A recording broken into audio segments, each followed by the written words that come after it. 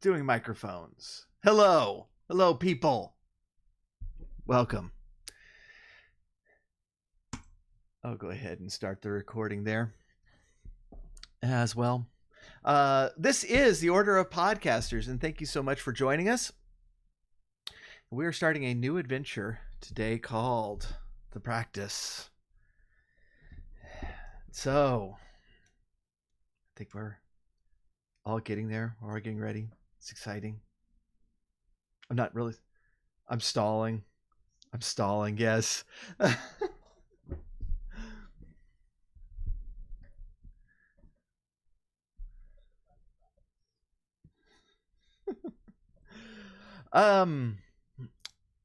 Before we get rolling, we got our current adventure final episode is dropping next week, and it's a really cool finale, so I'm really looking forward to that.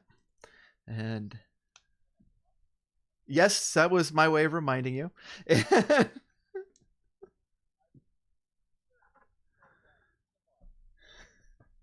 There was a funny story to this, because one of my friends on Twitch goes by the handle Maps for Martians, and he's just recording. He just put out an EP called Missouri Sky, and with the song on there is called Missouri Sky, and so I'm like editing these episodes about aliens in the sky over Missouri while listening to Maps from Martians, Missouri Sky. And it took me several days to connect these two, but I was finally like, hey, can I use that song? So, yeah. Oh, but yeah, welcome everybody. Let's go ahead and go and we'll start on the upper left and do introductions. Brian, yes.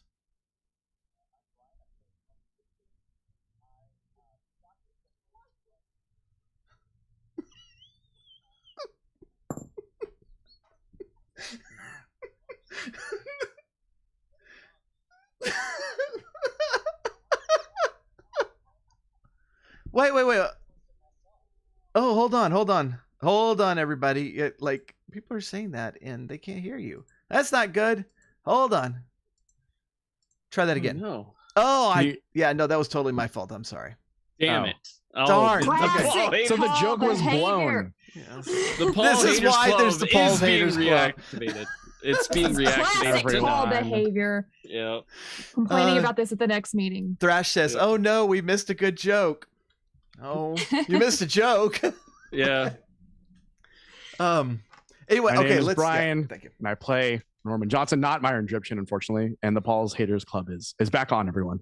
Yes. I Jen. am Jen, and I play Misty Showers. I suppose I'll go to the next Paul Haters Club meeting. Thank I you. missed the last few. Yeah. I am Rob. I play Myron Dripchin. Do you? And no, I don't know. I haven't played Myron since like what, April or something like that. Yeah. Well, no, it was even before that. Yeah. Yeah, it was April. Yeah, and I am going to be putting out like a GoFundMe for funds for the Paul Haters Club like real soon. We should do a Patreon where we actually like give out gifts and tiers. Yes. It's like, how much do you actually hate Paul? Let us know Yeah. monetarily. All right, in our guest star. So what, Chris? What they're supposed to be doing is like saying who they play and promoting what podcast they're on, but their hatred for me has overridden any sense that they have. So, welcome. Tell us who Thank you you. are and who you play, and if you're going to join the Paul Haters Club and podcast you're on. I mean, if they're willing to have me, I'm definitely joining. Oh, open membership. Definitely. We have a lot of board seats. Yeah. But my name is Chris, and I'm playing Celerio Norfolk. That's pretty much all that's going on in my life right now. My podcast is on hold, and my photography has been on pause for a little bit, but you can always check that out at Obscure Anomalies or on Instagram at Muertography. And I am the Paul in the aforementioned Paul Haters Club. Welcome. Really appreciate y'all joining us, and we're gonna get to this pretty quickly. We've had a little time since our last adventure, and everybody's gotten back home, and settled and stuff, and Brent, I'm curious as to, like, has anything changed in Norman's life since he was abducted by aliens? It's hard to say. I think he's definitely questioned a lot more about his views on the paranormal. Okay. Though he still doesn't want you to touch his stuff. So external, no change. Internal, No, internal, yeah. There's more questioning, definitely. Nice. All right, and Myron has gotten back to town. I hope. Yes, he has. I hope. And so has there been any change in how things are progressing with him?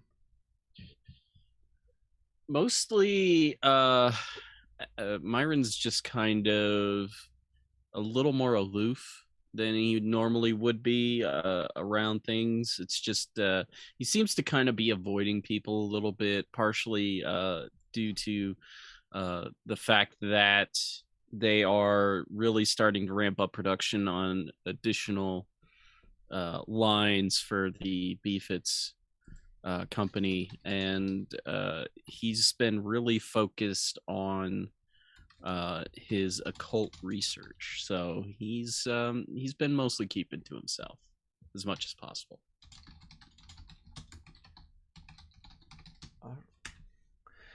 So cool. And lastly, Misty.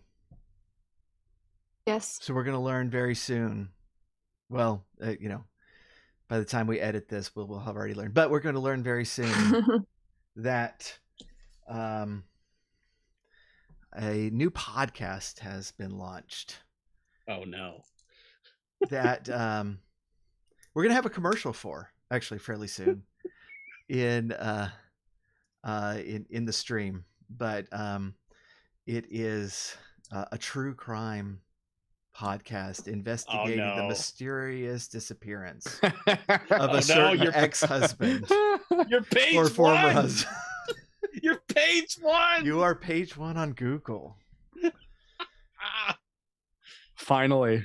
You're gonna need to get that Flattery website. Like, it's gonna be working. Really up and running. You also need to get a good lawyer. I need to pull up that bookmark. Hold, please. Oh, I'm not on my old computer. I'm on a different computer. I don't have it bookmarked. I need to re-Google it. Hold, please. So for anyone who doesn't understand what's going on, we've asked Misty to learn how to compliment people better. It's not ingrained in Jen, so she needs to learn. Yeah. Misty's very good at complimenting people. Jen is not good at role playing somebody who compliments people. What can I say? All right.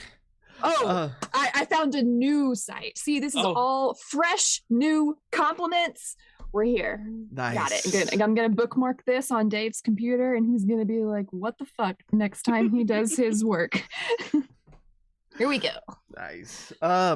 So we had the question in chat if this is a homebrew system. It's actually a good time to reset kind of what we're doing here. This is a system. It's not homebrew. This is actually the book. It's called The Esoterrorist, and it is a paranormal investigation system that is pretty rules and dice light, and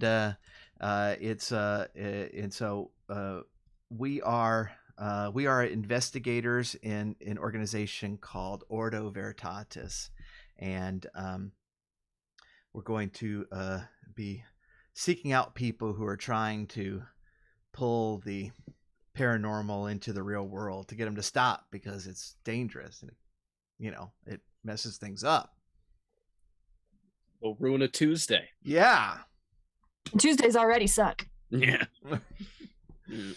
All right, we're actually gonna start off things a little bit differently. So what we normally do is we start with the regular cast being drawn in, it called in for their new mission, but we're actually gonna start outside of a mental hospital, and I forgot your name. Is Celerio? Yes. Celerio. Yep. All right. So you you're preparing for the next episode of like a ghost investigation show called Ghost Recon. And you were totally sued for that title. Not you, but they were sued over the title, and strangely enough won, because the judge said that, this is a completely different industry, and there's no way people will get these two things confused. And so you were allowed to use the name, and the controversy actually got the show a lot of viewers, which was the whole point of it anyways. But your next mission is to investigate for ghosts in an old hospital that's been closed since the early 70s, and you're doing kind of your prep work and doing some interviews beforehand to figure out where where to go, what to look for in there. And you heard about a former nurse who had been in this hospital way back in the day, and you have made an appointment to go talk to her, because getting somebody on camera that might be crazy and say crazy stuff would be just great TV. So you go in, and there's a there's a pretty nice visiting area, and you set up your camera and stuff. You are one of the producers and kind of equipment people for the show, and this woman comes in. She was very young when she worked there.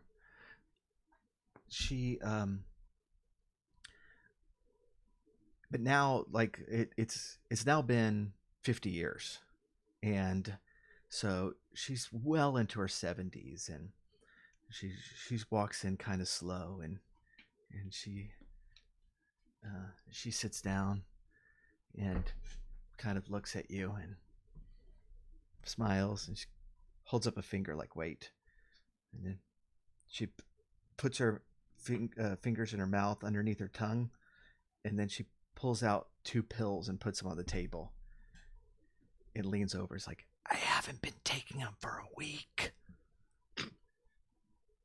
Oh no. It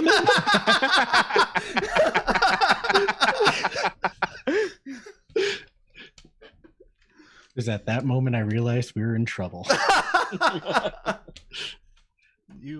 You're with the ghost show.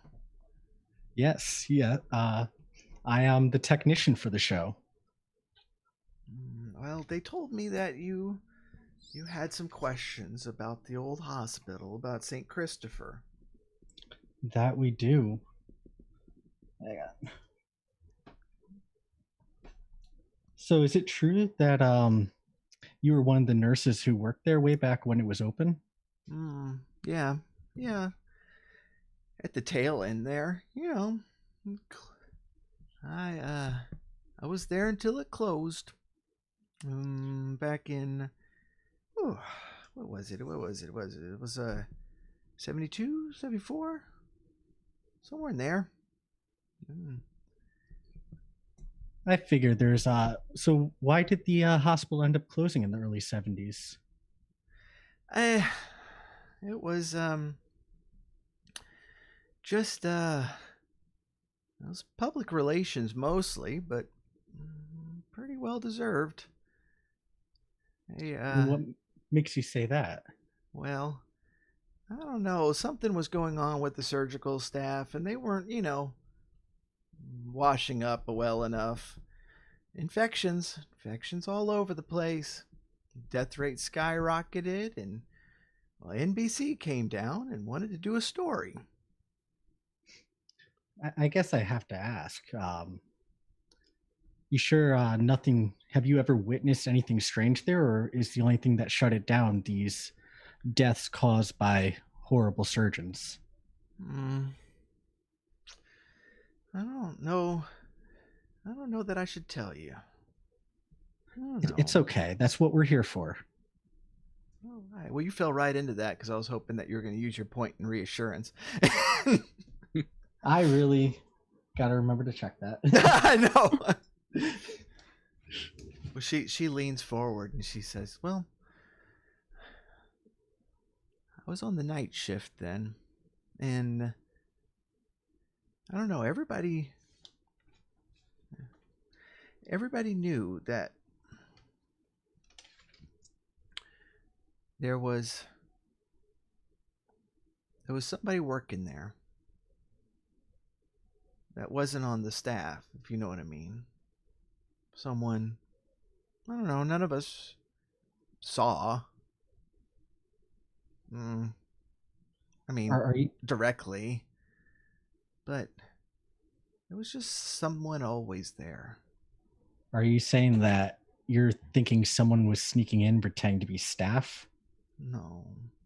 No, they couldn't have done that. I mean, behind the walls. And it was always started at 1. And what would happen around 1? Well, at 1, not much. Things moved around. You hear things sometimes. What kind of things? Scratches. Shuffling of feet. And you're saying that everyone who was there was in bed or accounted for? Yeah. It was always in the places where there was nobody at, you know? And then by 3 o'clock, that's when it got loud. And when you say got loud, the scratching and shuffling? That, and sometimes we heard things. Sometimes we heard screams. But we could never find where they came from. And I'm assuming you sent security checking for these sounds and noises. Oh yeah, of course. And they'd shake their head at us, and every once in a while, one of the guys they would hear something too, and they'd come out white as a ghost, you know, and we'd know that they heard it. Did they ever say they saw anything? That's a funny thing, that, you know, sometimes you see shadows, but it's a shadow. Did you really see it? Well, if you ask our show, they do. But You're gonna but go you've in never there? seen anything? Oh yeah, we're going in there. Thinking tonight is when we're gonna start setting up in there. Okay, well, as long as you're out by 1, then you'll be fine. You're not going to spend the night in there, are you? That is the plan. Oh, well, I'm sure the ghosts are gone. It's been closed for 50 years. That ghosts get very bored. Well, I hope for our ratings' she- sake, there's no ghosts. She the shakes ghosts her are head still at you there. like. Well, I hope for ratings' sakes, there's ghosts in there. Well, yeah. Don't let them get a hold of you. I'll do my best. Okay.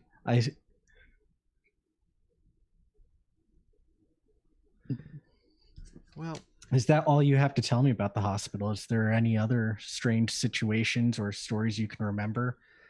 well, if you're out searching for them, I would check out the general recovery rooms, and probably Probably over in the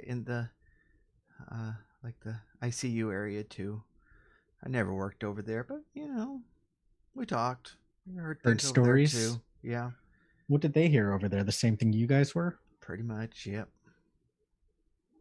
Was anyone ever harmed by these shadows or noises, or was that all you really heard?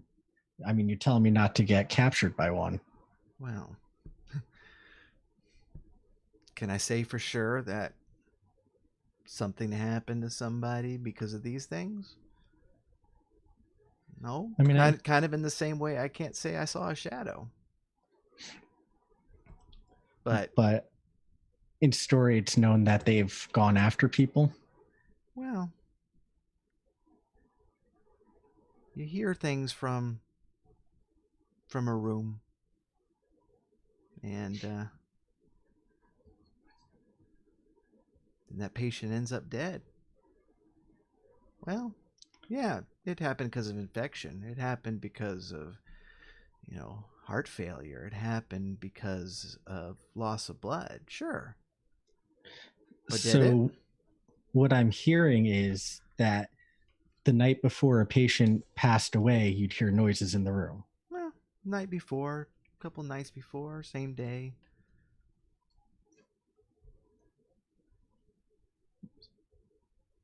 Well, that's definitely interesting information right there. Yeah. Here, can you hold these? And she's gonna get the pills from off the table and like put them in your hand, and they're all saliva-y and stuff. Make sure they don't catch you with those. I awkwardly put my hand out, not sure if I should take them. I guess anything for the interview. All right. So you don't. You might not know about our live tradition, but wait, do you have the deck call, Jen? Oh, I'm sorry, I lost it. That means you have found all the clues that you're going to find in this scene. So, yay! So we can make the other players feel awkward for an hour and keep talking because I think it's fun. But... And this is where we're meeting our annual meeting for the Paul Haters Club. We're gonna take minutes now, and yeah. Right. So cutting back.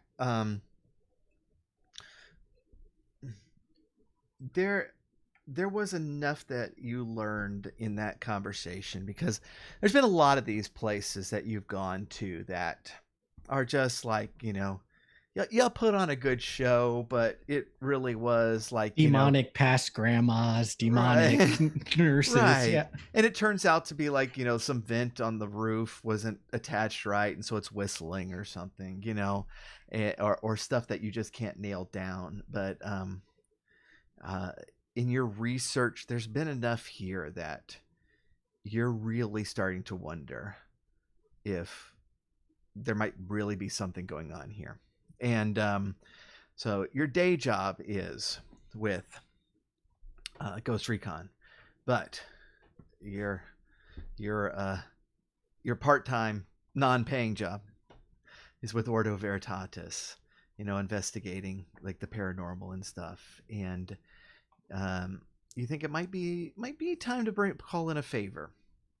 So we're going to cut to everyone else, and you are being summoned. You being summoned by Lore, and so you all get a note on your Ordo app. 3.2 stars in the Google Play Store. That you are being summoned in. So where are you all? This is pretty early in the day. And so what are y'all up to?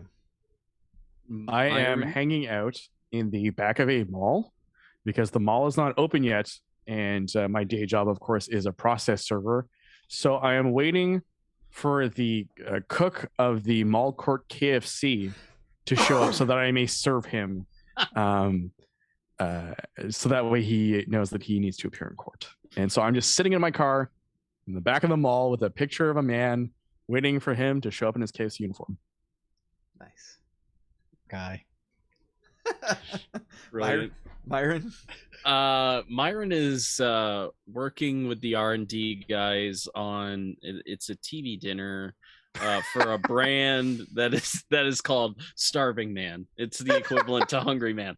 So Starving Man dinner, and they're including like beefits in with meatloaf dish, and because they're trying, the slogan is make your beef even beefier. So the only way to do that is with some beefits. So he's wearing, like, he's got the protective hat on, got the coat on and everything, and just meeting with the R&D guys. Okay. Misty hasn't left her room in several days. She has created 7 different dummy Reddit accounts, as well as a couple of different dummy Facebook accounts. And she's spending all of her time on these true crime threads and in these true crime Facebook groups, just trying to stir the pot, join the discussion, if you will, just trying to really immersing herself in this podcast. That's what she's been doing. You probably managed to push it down like half a page, but that's it. Still on that first page. All right. And so as you file in to the basement of the Beefits factory and get to the big computer screen, and you log in, you see Laura there. Kind of connecting everything, and it's like, oh, okay, yeah, Mr. Verity will be here in just a second. Misty, we really need to talk about the thing. Don't know what you're talking about. Okay, yeah, well, check your phone. I've been texting you. Okay, all right, yeah. I'm here. Well, not right now, Mr. Verity's. Okay, well, hold on. And he clicks over.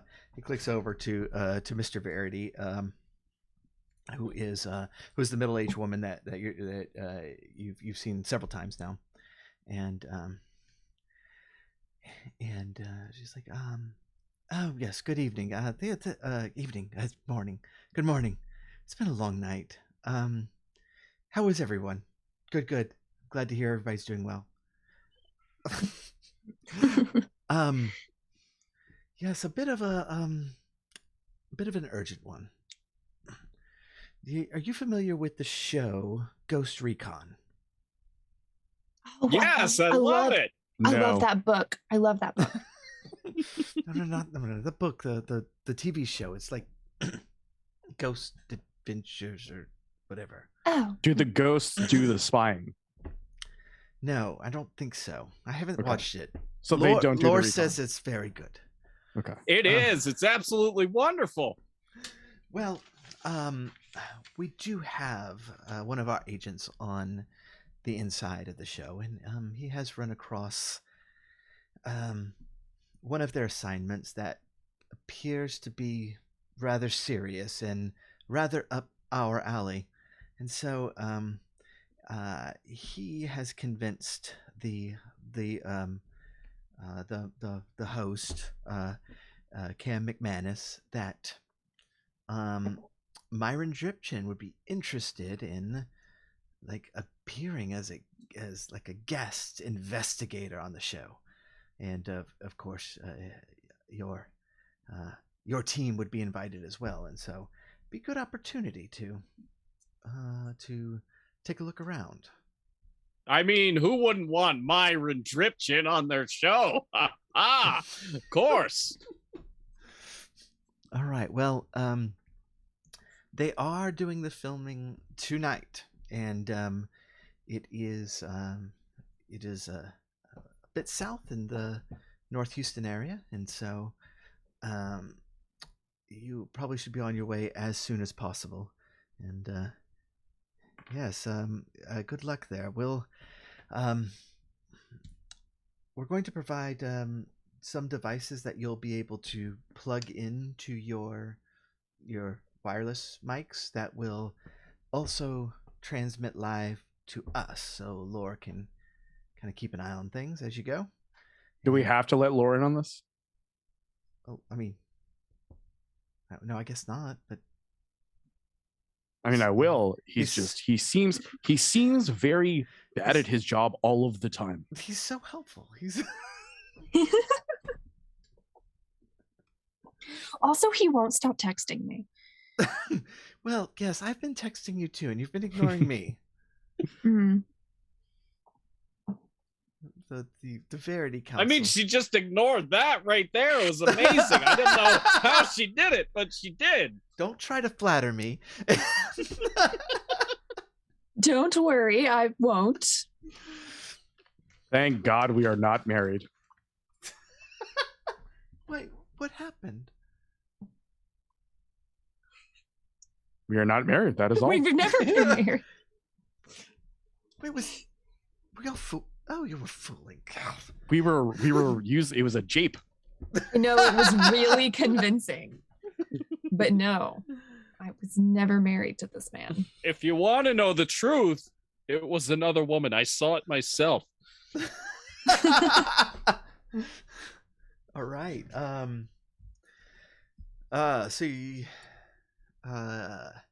Do we have time for a meal break before getting to set? You know, I think it's time for breakfast. How about a nice brunch? You know, if you Who wants mimosas? if you wait till you get there to have your meal, then you can include the guest star of our show in the meal break, which is going to take 3 hours. Okay, we'll I invite agree. him to brunch. What's his number? We'll text him. What's a good Houston brunch place? That's up to y'all. Oh, the Hobbit.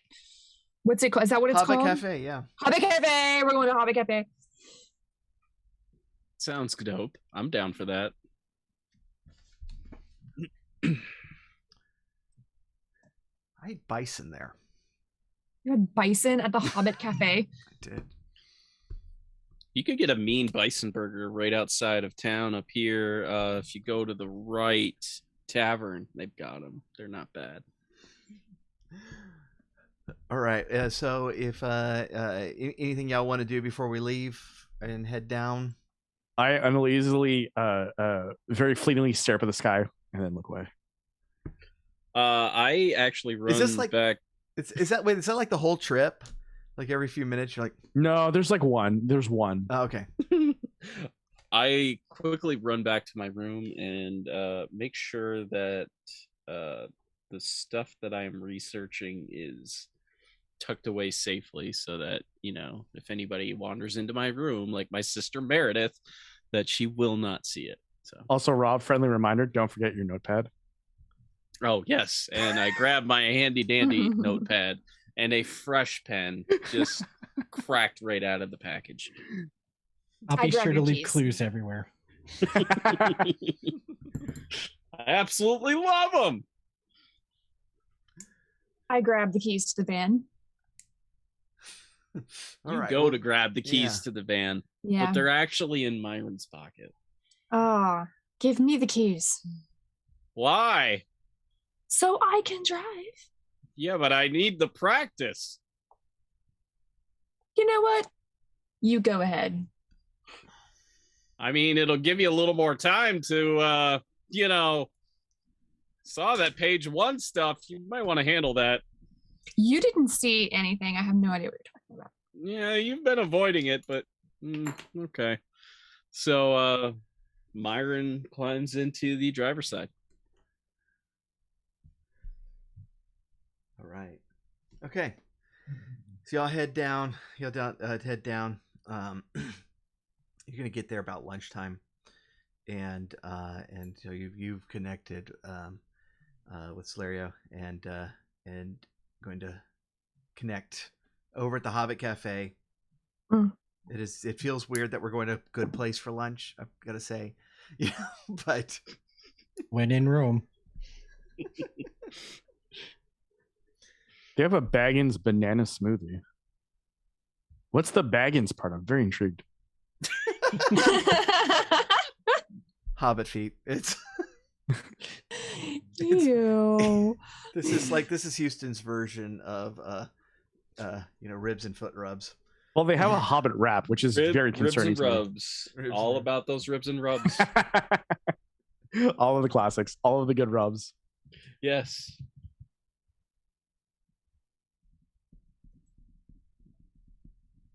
All right.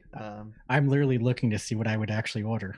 No, we do this every time. This is standard. Oh, I already know. What is it? I totally get the Fires of Mount Doom burger. Oh, I was just looking at that. I had to look at what Hatch queso was. I was intrigued. I love anything Oh. spicy. Oh my god, Hatch queso is the best. I mean, I love queso, so I was curious to know what Hatch queso was. By the way, not a sponsor. I would like the Bilbo Magnificent.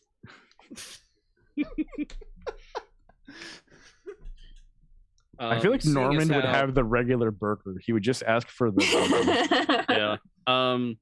I think Myron would definitely have King Theoden's burger because it has King in the title. Yeah, I would definitely have the cheeseburger. You can also get mead here. Oh, and Myron definitely orders mead. Did you not have enough meat 2 adventures ago?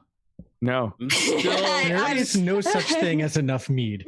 I'm still trying Thank to make. you. I'm still trying to make my American Gods thing happen here. So mead's gonna happen. You gotta drink. I gotta cool off the spicy burger, so I'm going with the Pippin Pina Colada. Nice. Nice. Good choice.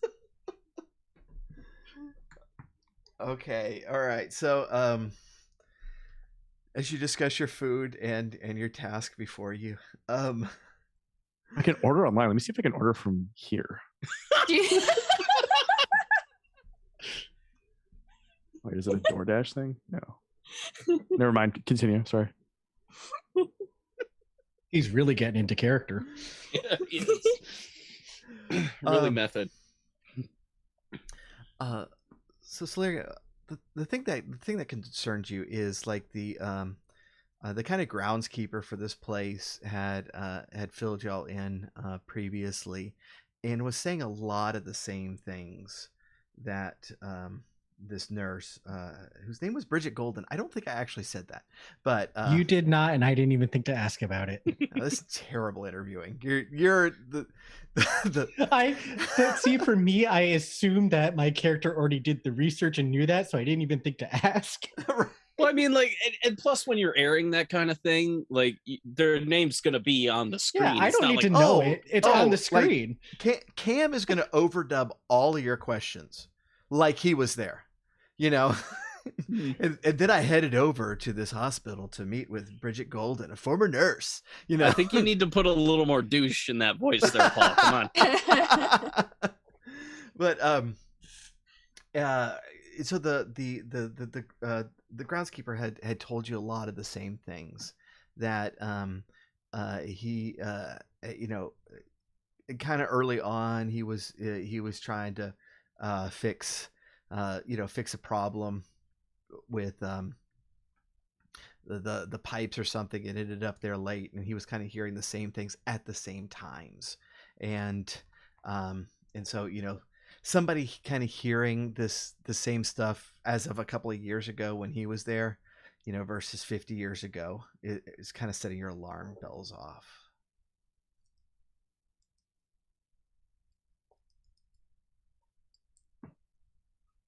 And did I get the groundskeeper's name, seeing as I missed out on the other one? Orson Fry. Oh, that's a hell of a name right there.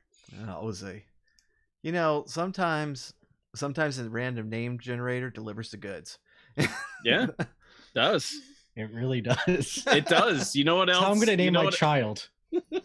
You know what else delivers the good? When you actually think to give people names, and they totally don't say, "I forgot to give this person a name." Postmates does not deliver to me.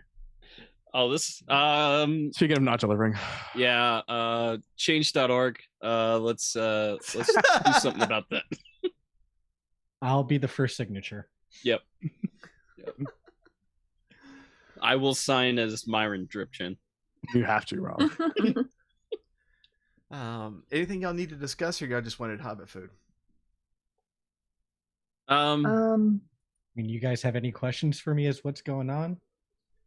well, like they're hearing things and they're kind of seeing things, but it's just like, are these like ill omens, or is something really happening here? So I couldn't get a straight answer as to that, but the nurse that I was talking to, conveniently about the part that she spit her pills into my hand. You Do know you it's still have reliable info. those? Wait a minute. Do you still have the pills? Aren't you in trouble enough? Oh my god. Oh man, I forgot to take them out of my pocket. That's okay. They've kind Won't of tell they've kind anybody, of but you need to give those things to me right now dissolved- before you get in trouble. dissolved and mixed with like your pocket sand at the bottom of your pocket, and just like Do this you- gooey. Do you want the red one or the blue one? Give me both of them. All right. Seeing as I have no use for them. Nice. So it's like it cancels out the Matrix completely. Right. Right. She takes both of them. Is there a hint of tooth in there? Like, does she have like dentures? I'm pretty sure she just gummed them. Okay. Okay. Oh, I don't like teeth. That's gross. Wait.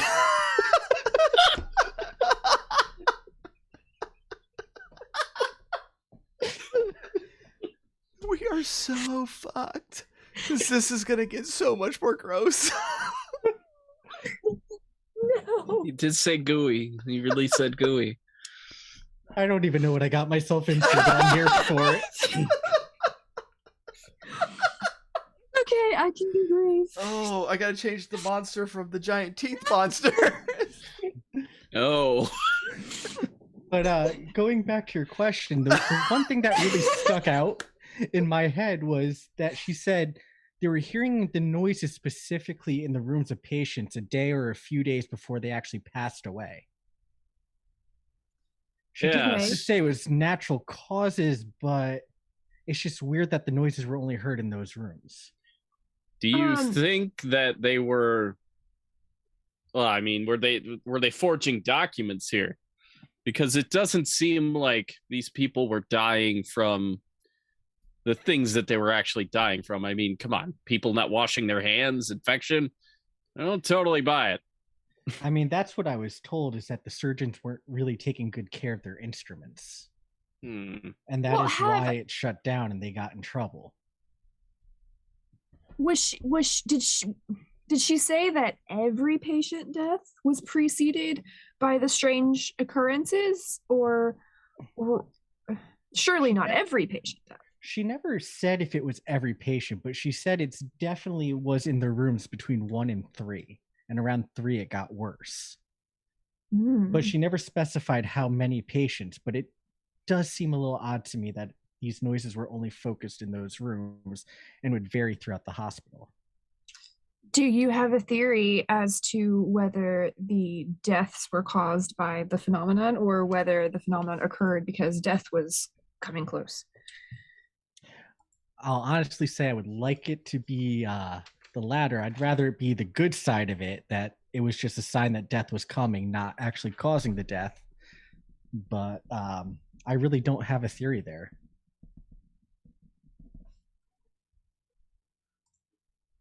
Baffling. My God. And apparently, one of the groundskeeper is still hearing these noises today, which is weird, seeing as no one's actually there. That is weird. He also mentioned around the same time the same types of sounds, scratching and shuffling. But both of them said that they've gone and investigated, or they sent people to investigate, and nothing came out of it, except the death No of the one's patient. died. Oh, none of the investigators though have died. Not that I've seen so far in my research.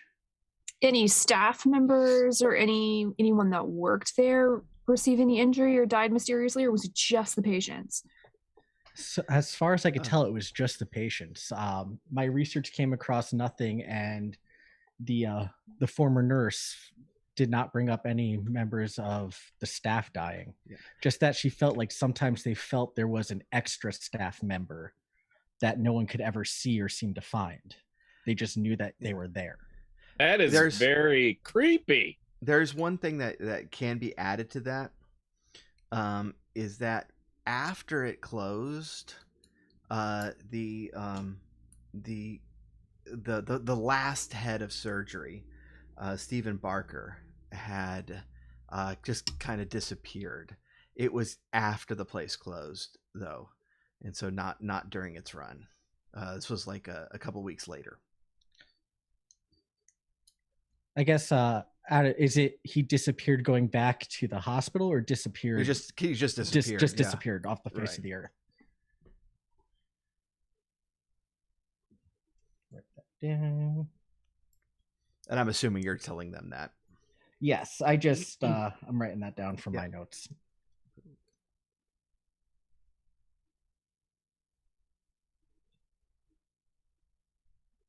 It's interesting that they would describe this presence as one of the staff, because it sounds, what you're describing, it sounds intrusive.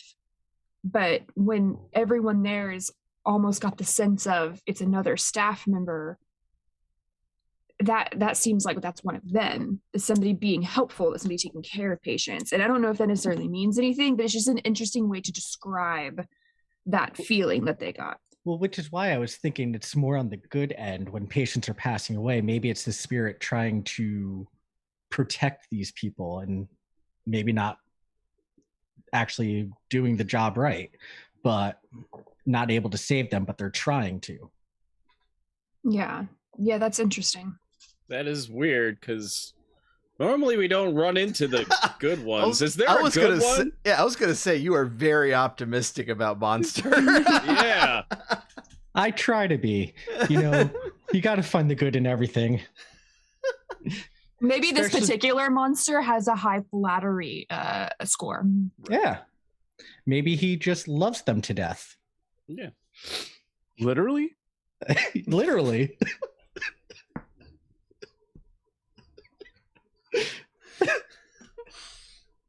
Now I know how I want to die, I guess.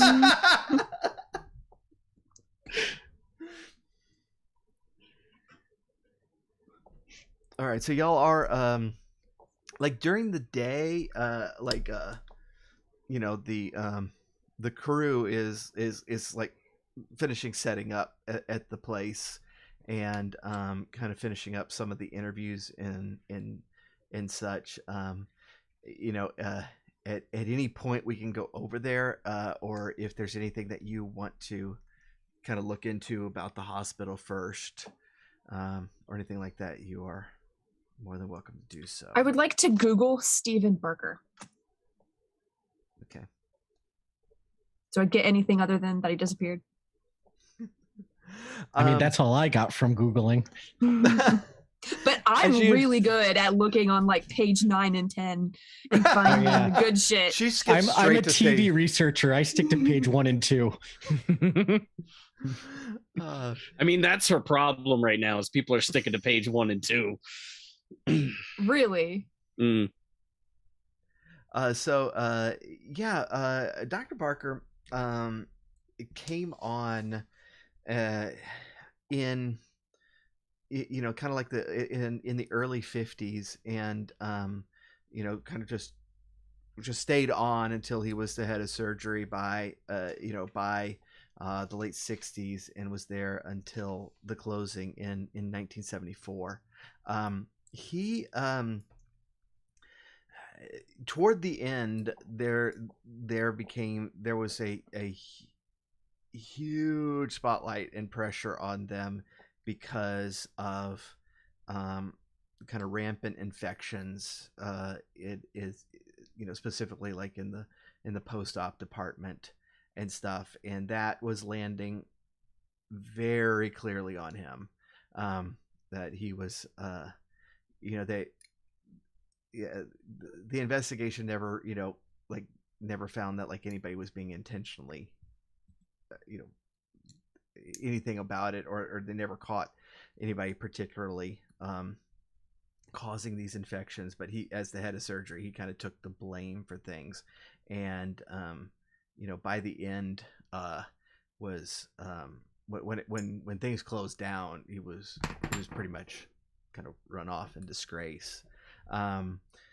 He stayed at his home for a couple of weeks, and then like his family started like looking in on him and stuff, and they couldn't find him, and they couldn't find anywhere that he had gone. There was no sign of foul play or anything. He was just not there. Is there like a Reddit thread of theories? Our conspiracy? Non-murder mysteries? Yes. It's not a place that's overly well known because of like ghosts and stuff. Anything modern, just retelling the story, just kind of blamed everything on surgeons getting sloppy with cleanliness. About how many deaths did occurred here? It wasn't like there was 5,000 in a week or anything like that. Right. But it was just that the deaths that were happening were very regularly because of infections, post-surgical infections. And so, you might go several weeks without any, and then a couple would pop up right at the same time. And just over several years, it wasn't pronounced enough that like everyone in the hospital was like, oh my goodness, we got 30 more. But it was enough that if you started looking at the records, you would notice the pattern. Basically, if you're told that you had to go to get a surgery done at this hospital, you pick somewhere else. Right? Yeah. If you're especially if you're friends with one of the nurses or something, they'd be like, yeah, just go into town. They'll take care of you in the medical center.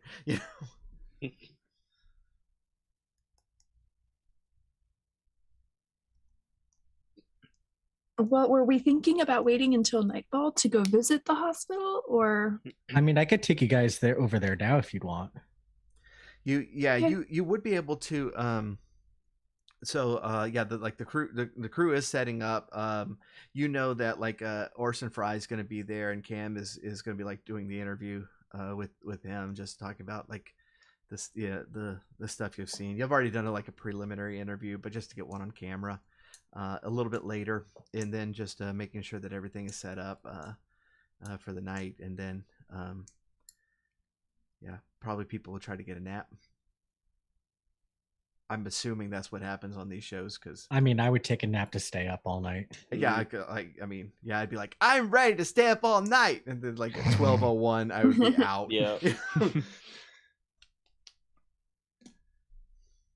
And then your coworkers are convincing the ghosts to wake you up, by touching your leg or something. Right. Also something I would do if I had the chance. No. If there's a presence here. Well, if this ghost is loving Myron people to death, I just go sleep in the bed. Yeah. Just the most bemused look on your face as your corpse is just laying there. Yeah. This is really the way I want to die now. This is amazing. I'm glad you have clarity. I have. Just think of the stories you could tell. Totally. Thank you, Norman. You've really set this in motion for me, and I appreciate it. I will lay you down if you wish. Yes.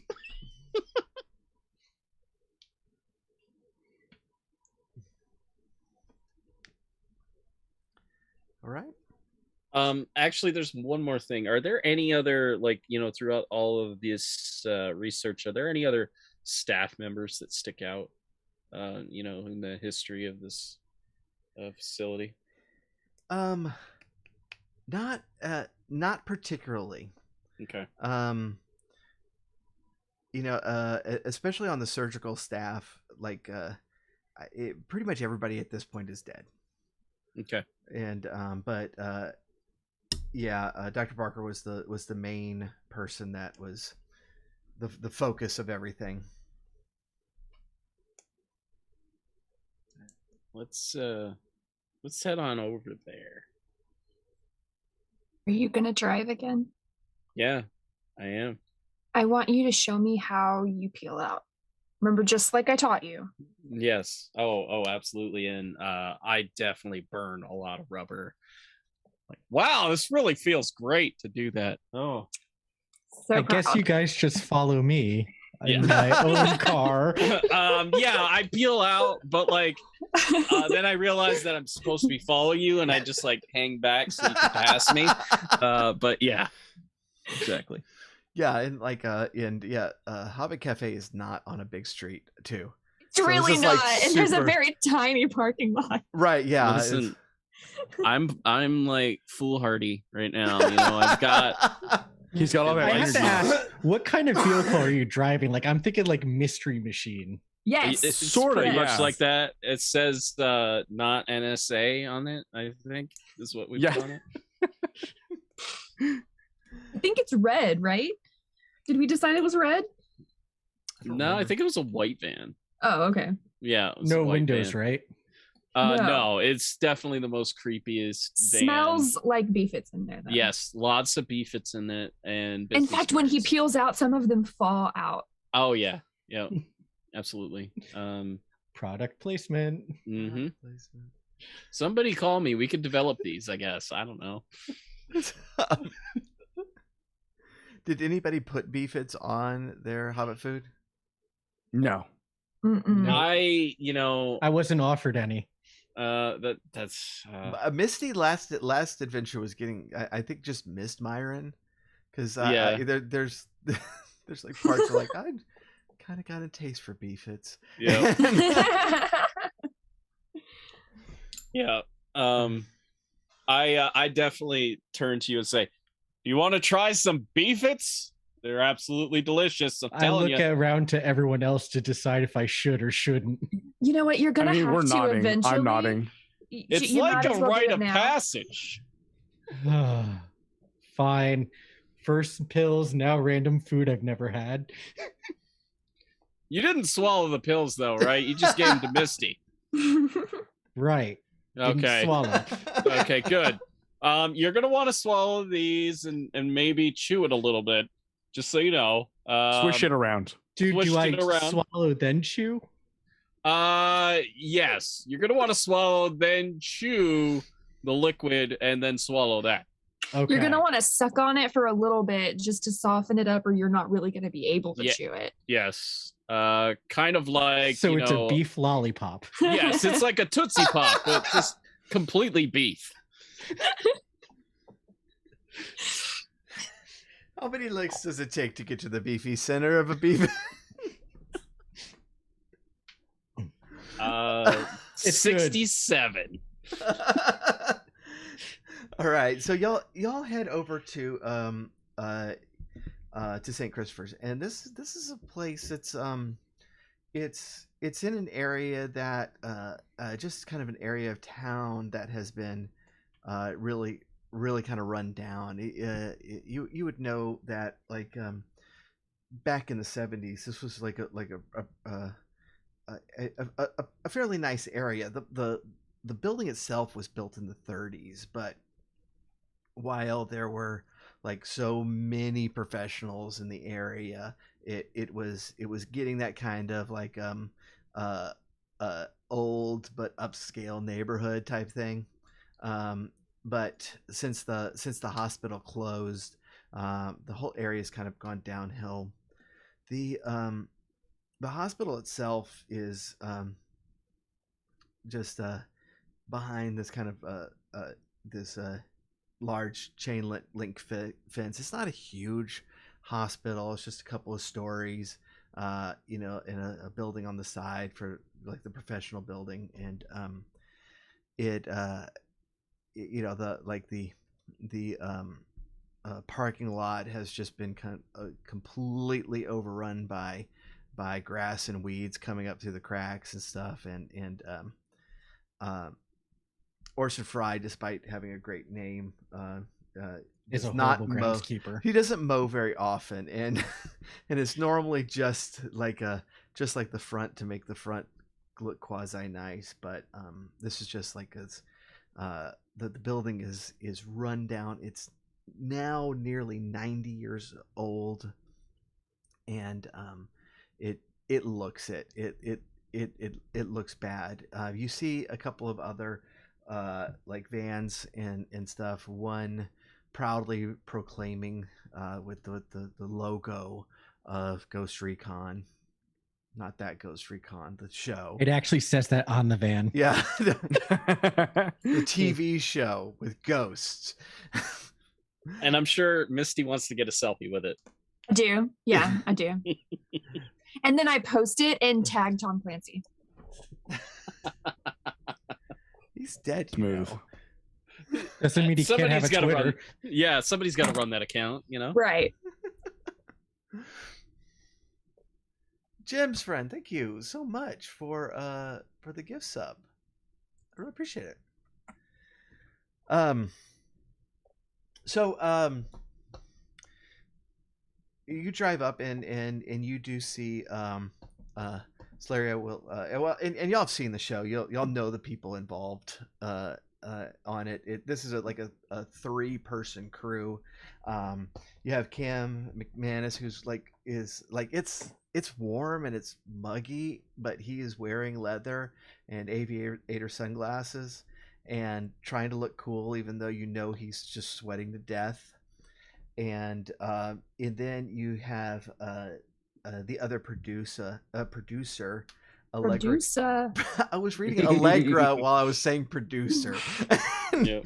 The other producer, Allegra Gale, who is a young woman with dark hair, and she even on camera just seems annoyed to be wherever she is, and she's really nicer than she seems, but there's in the show is kind of famous for like having camera zoom in on her, and she kind of looks at it like this is ridiculous, and She got that RBF. and they're talking to Orson Fry, the groundskeeper there, and so yeah, you'll pull up, and they'll come out and welcome you, and Cam in particular will come up to Myron and it's like, Myron Dripchin, flesh and blood. Cam! It's wonderful to meet you. And I immediately throw on some shades of my own because like this dude is all out. I've got to be all out too. And it's kind of like that meme from Predator when Arnold and what's his face lock arms. It's like that. Yeah. It's pretty amazing. Yeah. And he's a little sticky from the heat and humidity. Yeah. But he'll say, Myron, I am honored that you would do this. This is going to be a very cool episode. I've already learned a lot of cool stuff about this place. I think we're going to get some pretty freaky stuff going on tonight. I got to tell you. Thank me. What? I said, I just want him to thank me. I want his approval, which he won't give to me.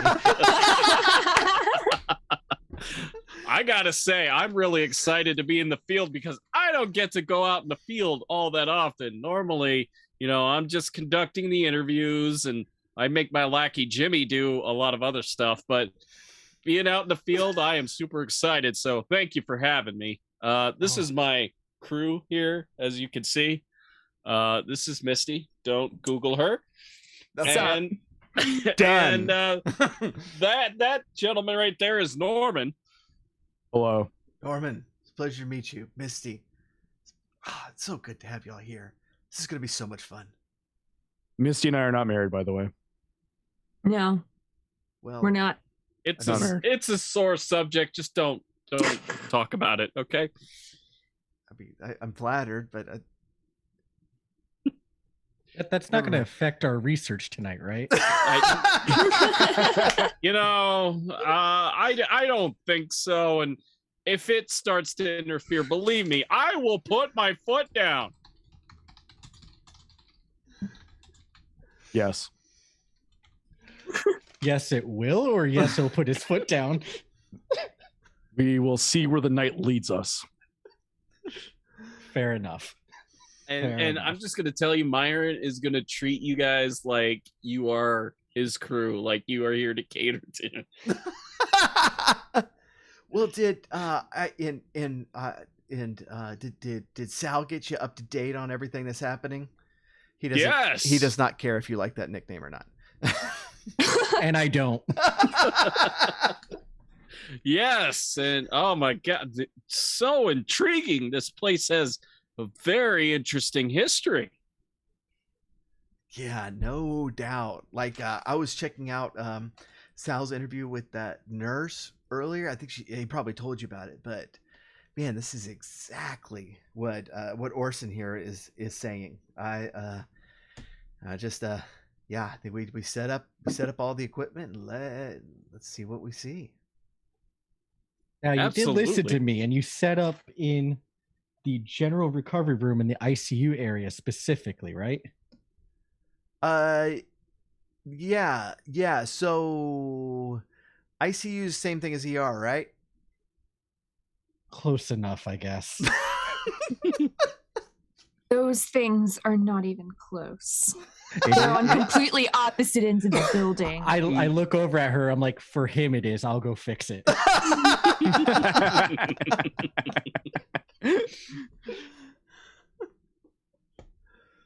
All right. Well, we just interviewed Orson here, and anything y'all want to know?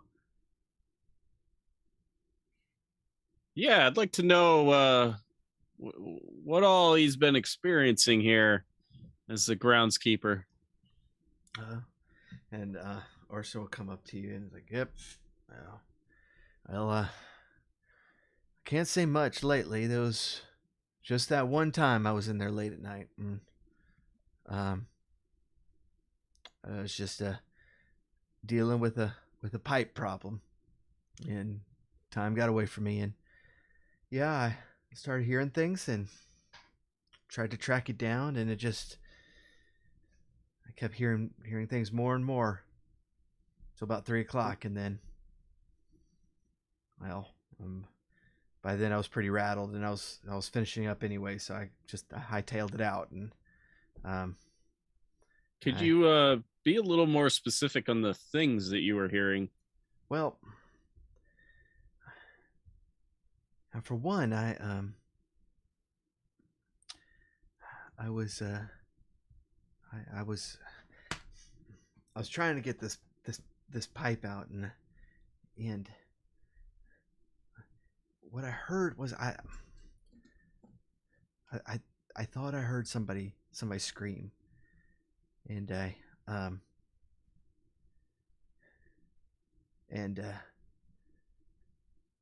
I tried to follow it and didn't hear anything for a while, and then I went back, and it must have been my imagination, and I kept going. Then I heard it again, but with some footsteps, and I heard it distinctly in the hallway, and I ran out with my flashlight, and I was checking it out, and it kept growing like that until about 3:00, and I like I said, I was finishing up, and I was getting tired, and I heard it again, but this time I swear to you, that scream was right next to me, and I jumped, and I slipped, and well, I got hurt, and he holds up his right hand, and you see that there's his pinky's missing. How did that happen? I was in the wall. I had the wrench there. Those pipes everywhere, and I kind of slipped, and it must have cut. I don't know. I went into shock. I can't remember much of what was happening then. I have to ask, would you be willing to go back in tonight? as part of our lockdown. Oh yeah, that sounds like fun. Let me go get my gear from my house, and I'll see you later. Yeah, we're never seeing that guy again. No, Yeah. that was sarcasm. The answer's no, son. Not even for your 15 minutes of fame. No, thank you.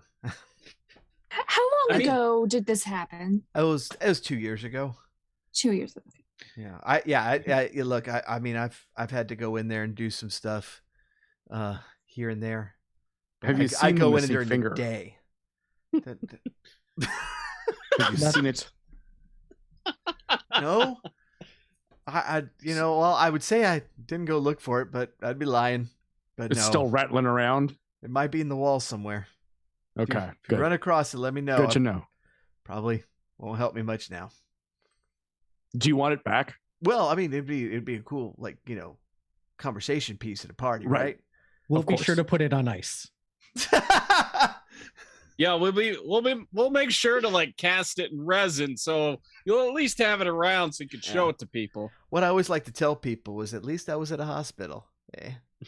Ah, Always got to find light in the dark. I think I know what we're keeping as our trophy at the end of this adventure. Oh no! She's gonna forget the ghost and just look for the pinky. Yeah. walk right This past may the ghost. solve Sorry, a lot of excuse things, me. though. You're right. Well, I mean, like, it's weird.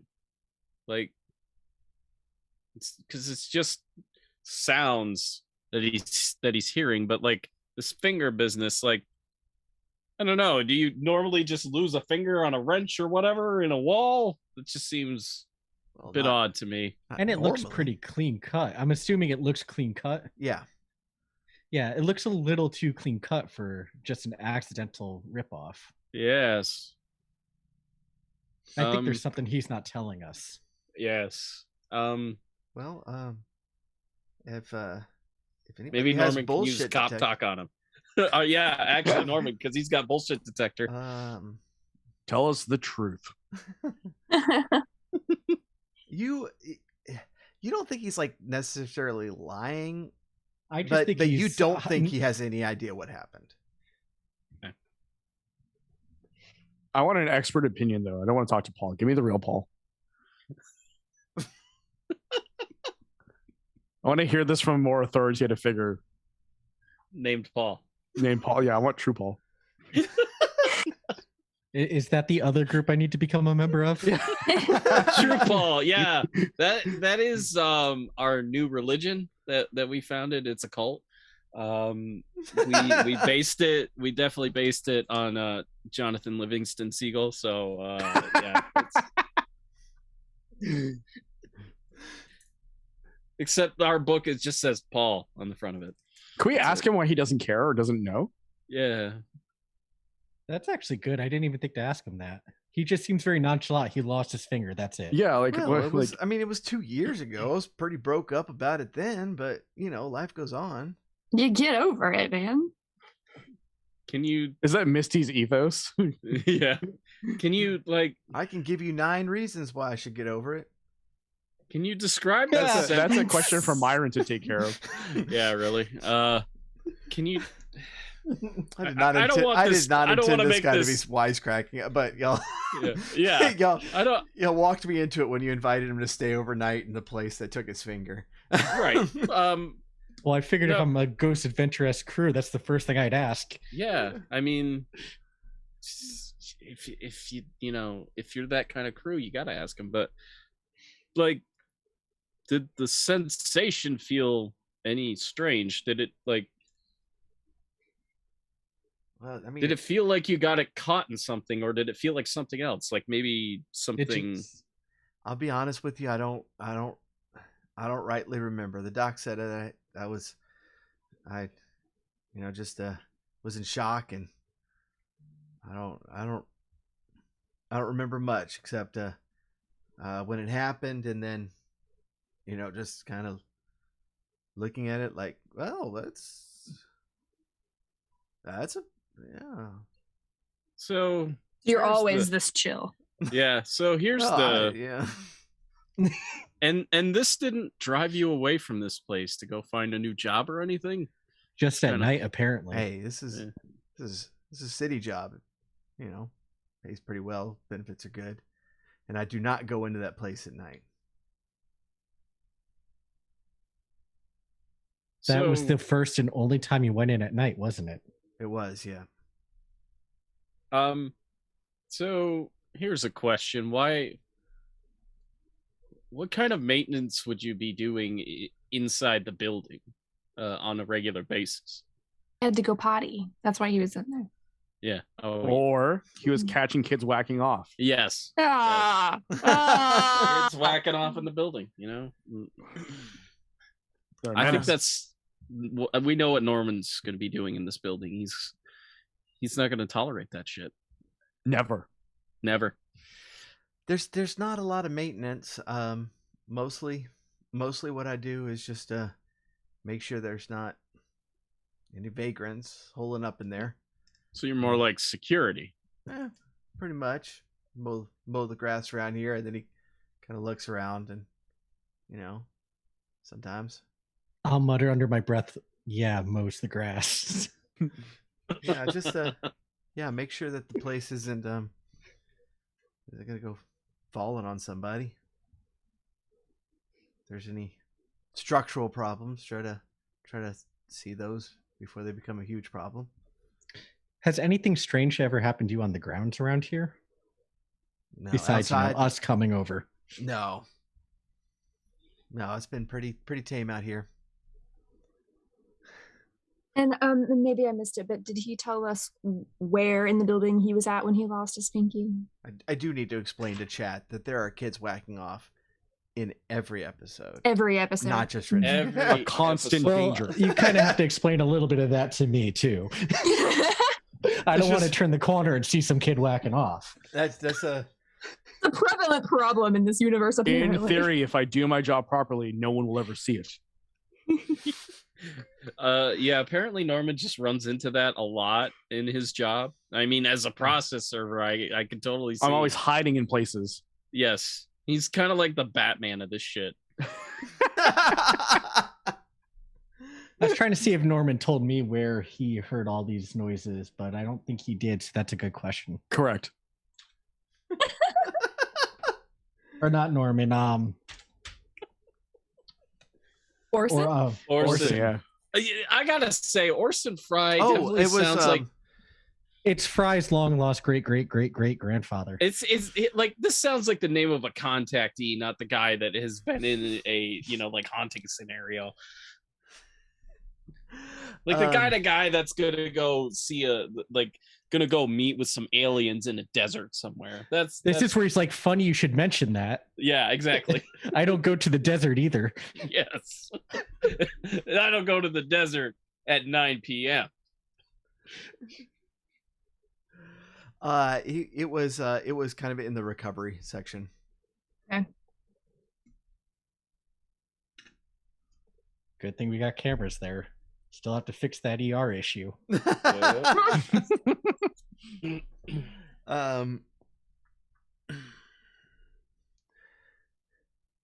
So yeah, let's if y'all are done with him, then Cam is going to come up and is like, yeah, guys, I have a good idea. It's gonna let us cover more ground, all right? Okay. He's What going you to tell us got? we're splitting up. What if we Yes. split the party? Oh, Oh my wow. god. Yeah, That's a great idea. We would get Yeah. so much more footage. No. So like, yeah, like I'll be like the face in front of one camera, and Myron be the face in front of the other camera, right? Absolutely. And at what point do you lock me in the room? What is- like that happened like 3 times.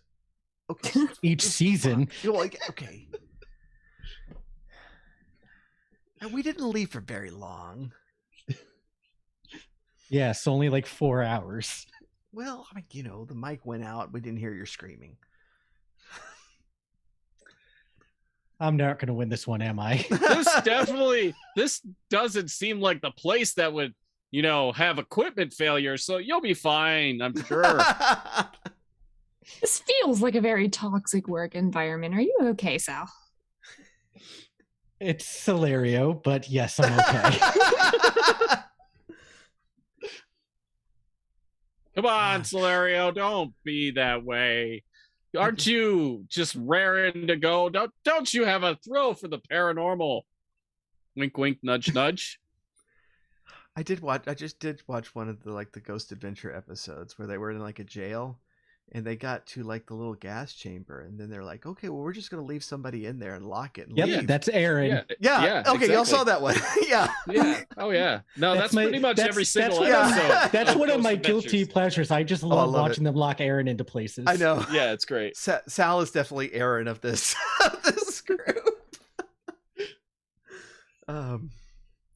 So yeah, let's why don't we go ahead and take our break, and y'all can decide whether you accept the offer to split the party. It always ends well when we do that. Yeah. It's risky, but Gotta risk it for the biscuit. yeah, you do. I do like biscuits. Yeah. Fan, definitely. Bread products. All right, everybody. Carbs. We are going to jump to a break for just a couple of minutes. And you know what?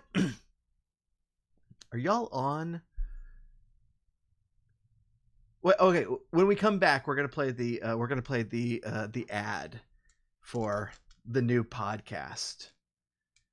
And Awesome. I want everybody to hear this. I'm excited. All right, but we're gonna take our break first, and then we'll be right. We'll be back in just a few minutes. Go.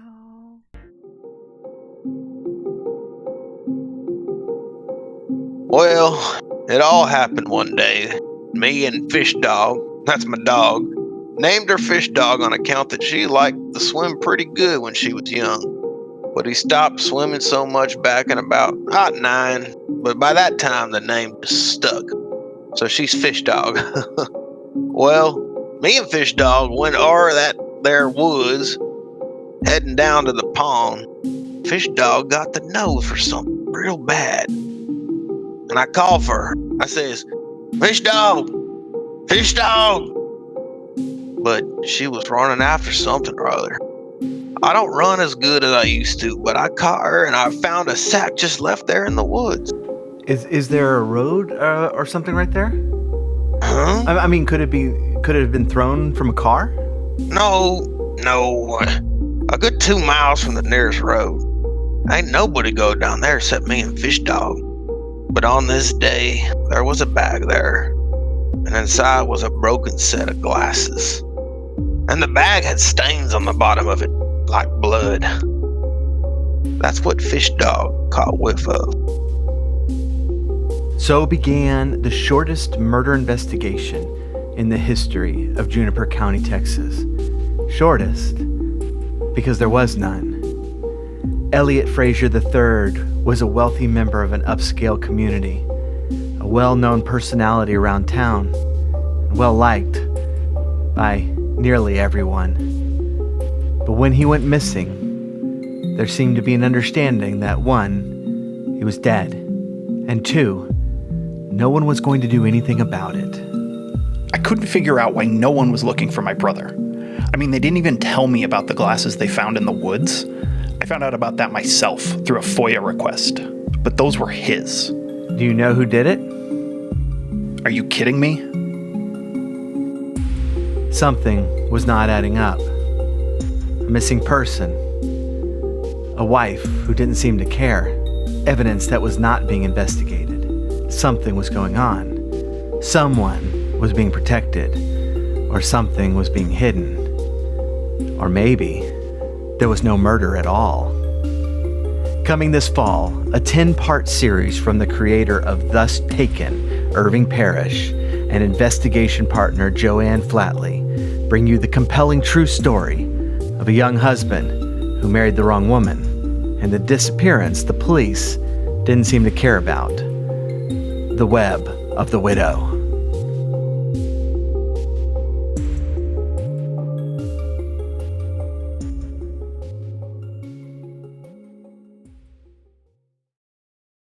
Oh my god! That's amazing. I love it.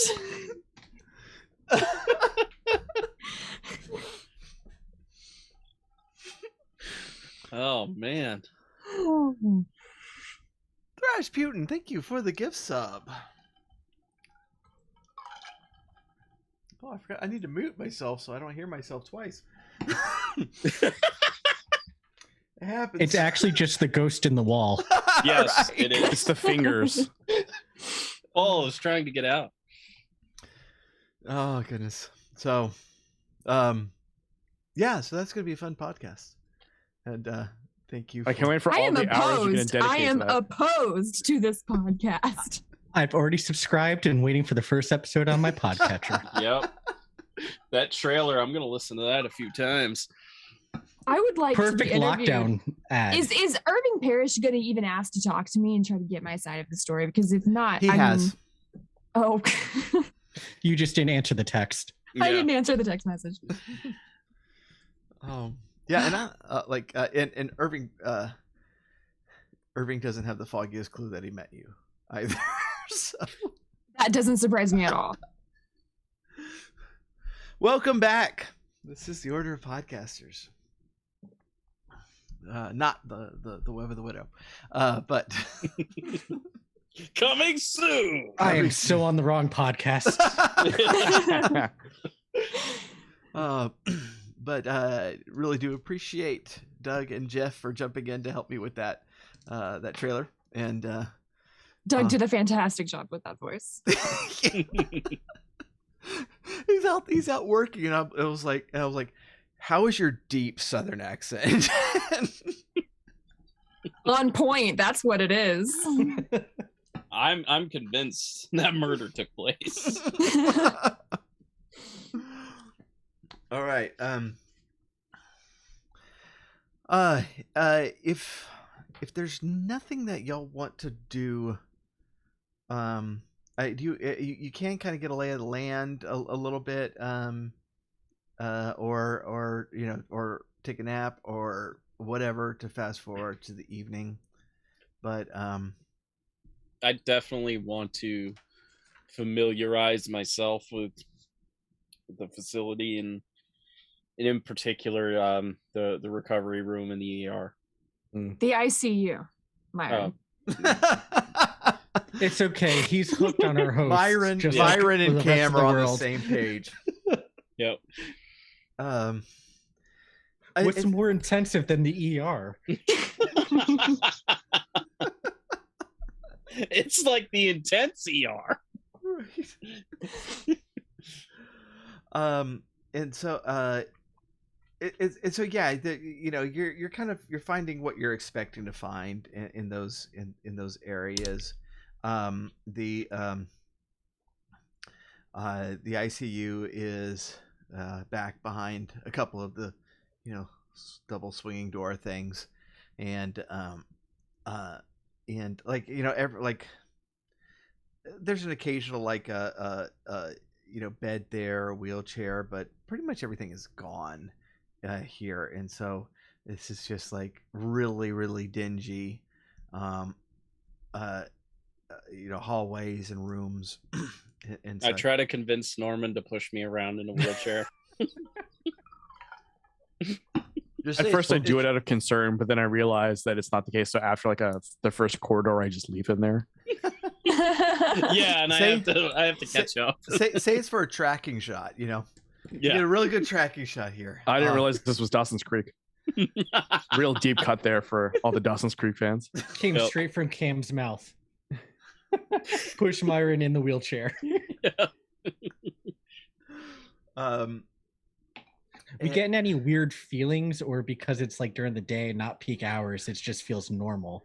Yeah, I mean, it feels normal. Like the hallways themselves are mostly fairly dark until you get to like the kind of intersections where it might rub up against like the windows to the outside, and but the rooms, like some of the windows been boarded up, but they still get like these streams of light from like between the boards and stuff. It's just I mean, Isn't that how it always is? They never board it up all the way. I They let the know, little it's- streams of light in. Like, come on. Well, you met Orson. He probably he didn't do it. It was done ages ago. And a lot of the boards were like put up, when the place closed, and so I want to to read the graffiti on the boards. Each piece. One by one. Oh, we're definitely not going to reach the point that I want to get to. How many dick pics?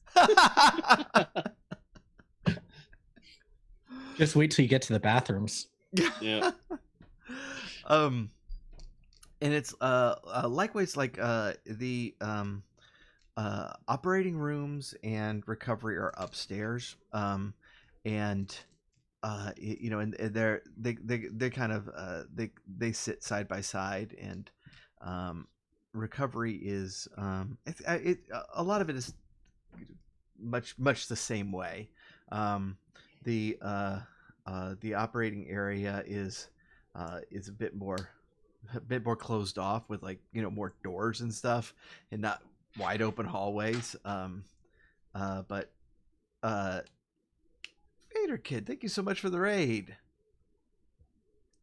Now my extremely long raid graphic is finally working again. And I love how it's We'll blocking wait. all of us. Oh yeah. Yeah. We'll wait. No, it's really good. So I spent so much time on this. It is good. Yeah. Okay. That's it. All right, so but yeah, so kind of pretty stripped bare. A few tables and chairs and stuff around, but not a ton. So is there anything in particular that you're just I mean, you could pretty easily get kind of a feel for everything. Is there anything? I would like to set up a fort, because if we're going to spend the night, I want a blanket fort. I have a ton of leftover candles. Can I set those out too? Wait, I think you need to roll preparedness at least for blankets, because I don't think they just have blankets around. I can do that. I don't know. Well, he said that pretty much everything is gone. Mostly. I'm sure you can find a blanket. It's 50 years old. Yeah, Rob, I was gonna say they're not good blankets. They probably smell like piss. I'm just my gonna candles. say My candles. I'm just gonna say, as someone who works in a nursing home and does the laundry, I'm pretty well, up on this stuff. And Don't forget, it's also been like 50 years. yeah, exactly. So the quality We have of a that, van outside for naps. yeah. But I want to make a fort. You can make one in the. Roll preparedness. Roll preparedness for blankets. All right. I can't. All right, my preparedness. Let's see. I don't remember where that is. Okay, I have 5 in preparedness. What do I need to roll? Can't imagine you brought blankets. Okay, well. I think the roll is going to be 5. Okay, I'm gonna spend some points, because this is what I do. I burn points on stupid shit. All right. Like So- blanket forts. Like blanket forts. She's definitely got leftover candles in the van, though. That's for sure. That's for sure. All right. How many points do I want to spend? How important is this blanket fort to me? I think I want to spend 2 points on the blanket fort. All right, so 3 or above. And that's 5. I rolled a 5. Nice. All right, so you set up your blanket fort. You forted. I am Hard. so happy. I am so happy at how hard I just forted. So hard. Well done. Thank you. You're not allowed. No one's allowed in my blanket fort. This is my blanket fort. So Cam's suggestion, was that Myron kind of lead one group and he lead the other group, and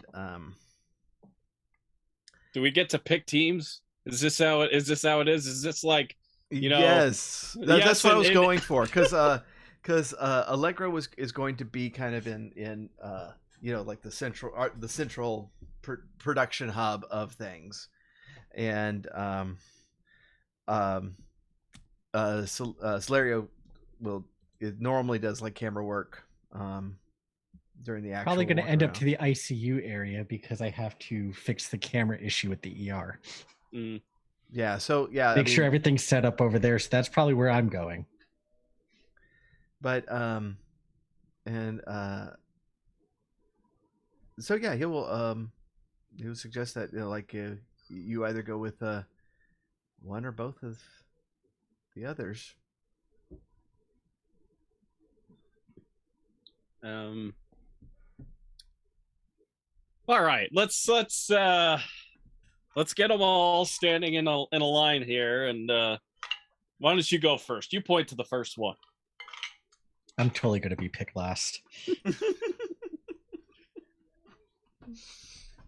It's so demeaning. My disdain for the show doesn't show enough, does it? Cam will totally pick Sal. It'd be like, no. Please God, no. He's got Please my- God, no. Please God, no. It's my guy. It's my guy. We'll hit that. We'll hit that ICU together. Okay. I think That sounds promising. Like, I think if we find the room, like, No, I know where this is going. yes, we get you No. in there with the infrared. All right. All right. But after this episode, we got to work on my contract. You know it, man. I was, just so you know, I was gonna pick you first because at least if I'm locking you in a room, you got a better chance. I'm just saying. I'm a little more empathetic. Oh, me. First choice. Whom do I pick? Would you like me to flatter you? I can try flattering you. Yes. I'm rolling. Hold on. Roll a D100. I have 100 of them. Oh, excellent. 51. 51. Okay. That's 30. Okay. Okay. It's gonna take that long to count. Myron. Well, they're not sequentially numbered. It's a dumb list. I found it though. Myron. Wait. How are they numbered? They're divided into sections, and each section starts the numbering over. So I had to do that. Oh, gotcha. I okay. got it though. I got it. Myron. Hanging out with you is always fun. Always fun. Hell yeah, it is. I picked Misty. Yay. I knew it was that easy. Flattery goes a long way, young man. Never forget that. Maybe you won't end up in locked rooms so much. I can't argue with that.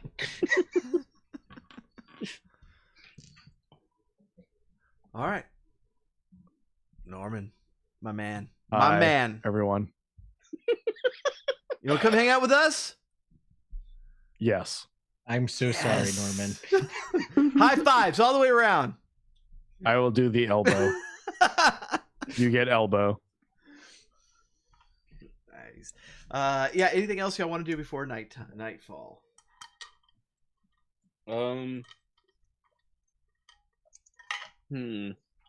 I want to get my proton pack from the van, and I want to make sure that I have a trap with me and that there isn't a ghost already in it. No, I've got my notebook, and I've been jotting useless things down, like how I really wanted Celerio on my team, and I'm a little upset about it, but Things are looking up for Celerio.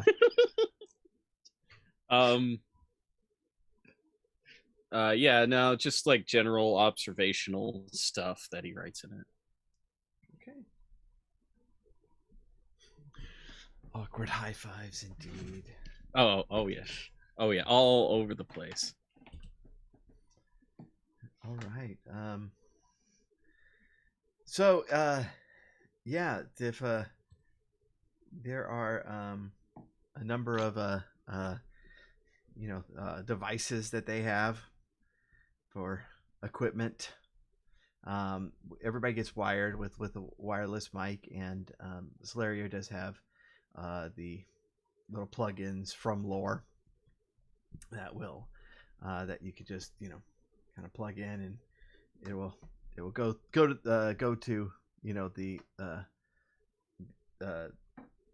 the local command properly, but Lore will be. This is where we learn that Lore is a voyeur and really enjoys that aspect of things.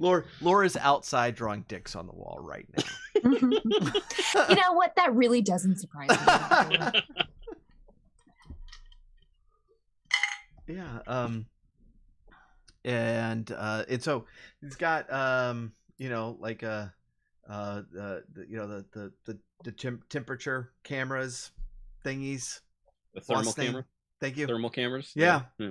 That thing. We can detect cold spots. Yes. Cold spots, yes. Yeah. You got some EMF meters. Right. We have we even have that Connect thing that shows the Yes. Hell yeah. Hell yeah. I really think it's just the Connect sensor, but we call it the Connect thing. Yeah. You got yourself a ghost box. Oh yeah. I was literally about to ask if we had any ghost boxes lying around. So Absolutely. So would we be a real team if we didn't? Right. We got ourselves a REM pod, I'm sure. Which one is that one? That's the one that you like. It's like a little pod that you put on the ground. Oh, and yeah. it like detects the light or whatever. Yep. When they get closer, it beeps. Yep. I turn to Salerno and I ask him like, how many EVPs will we get tonight, do you think? Rating wise, I hope a lot. But I honestly have no clue because so far no one said they've ever heard anything from this spirit other than scratches and shuffles. Well, and screams. And screams. Right in your ear. Seems pretty intense to me. I don't know. So I won't even need Lore, the EVP for it. Lore can hear us, right? I assume. Can we ask Lore if we have any blueprints of the facility? Yeah. Yeah, and you like I'm looking for like weird rooms, any basements we're unaware of. The places billiards fingers room can go opens up to hide. the library. Yeah. Do you yeah, and he will pull that, and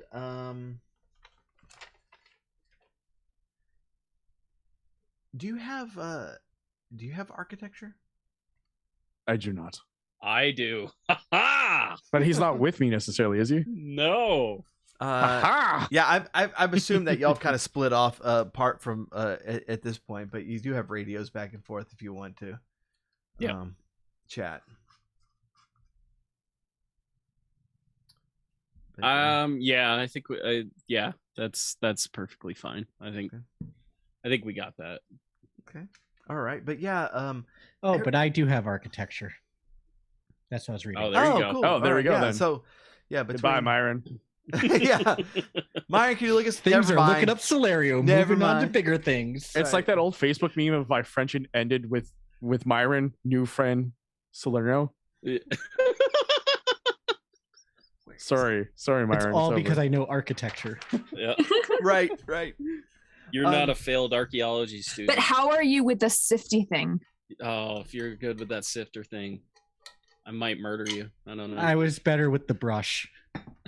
Fair. Brush was easier than that sifter. I had a tough time with it. So hard using that sifter. Everything looks fairly normal. These are blueprints. Not the original blueprints, but later blueprints from like the 60s, after they had done some renovations and such. The one thing that really kind of stands out to you is that there is an office in the surgical area that has a door that goes back into another room. But that room is really big. And there's no other way to get to it except through that office. And no one's really mentioned that in interviews, have they? So it's probably like a lesser known room. Right. Yeah, it only attaches to that one office. And Is that Stephen Barker's office?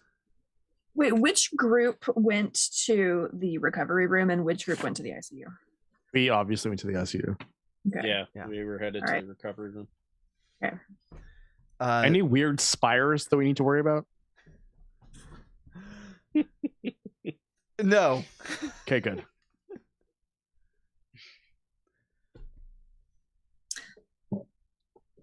Do we know about? Do Myron and I know about the Well, I mean, room? if they tell you. Yeah, Do they? yeah. If they Of tell us yes. over the Jealous? radios. We do. Okay. I want to try to look for the entrance to this room. All right. So, as you go into the surgical area, it's behind the shut door, but there are a couple of offices on a couple of sides, and then a door that will lead into the actual surgical suites, theaters, whatever they're called. And the offices there don't have like the nameplates on them or anything anymore, but you do see like the kind of the larger one is the one you're looking for. And so you do think that this would probably be Dr. Barker's office as the head surgeon. So this room is like the other ones, just empty,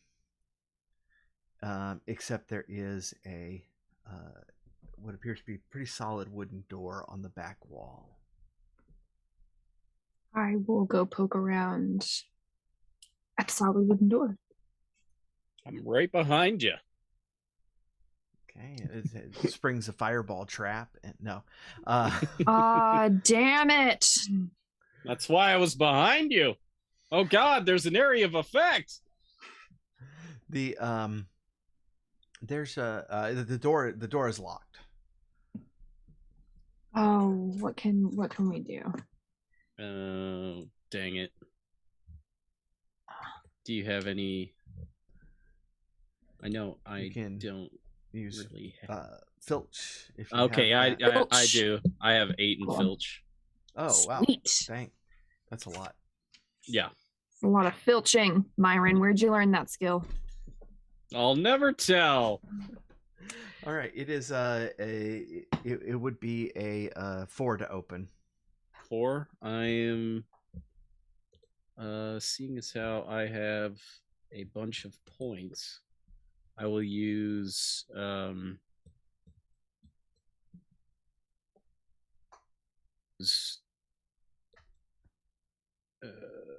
2.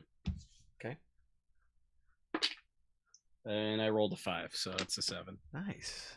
We're 100% 5s today so far. Oh yeah.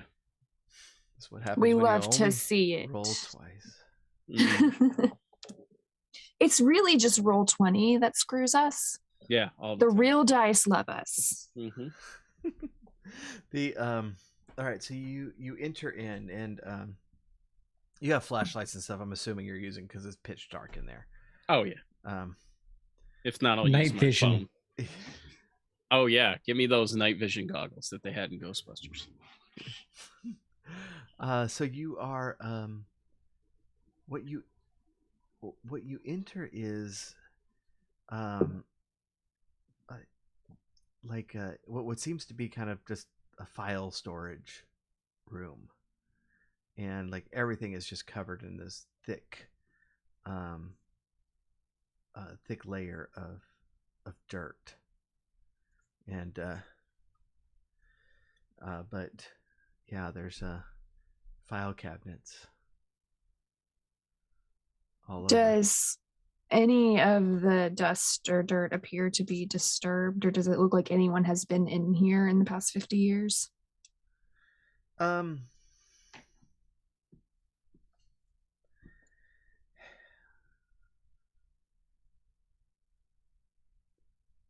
What skill would that be? Is there not like a perception?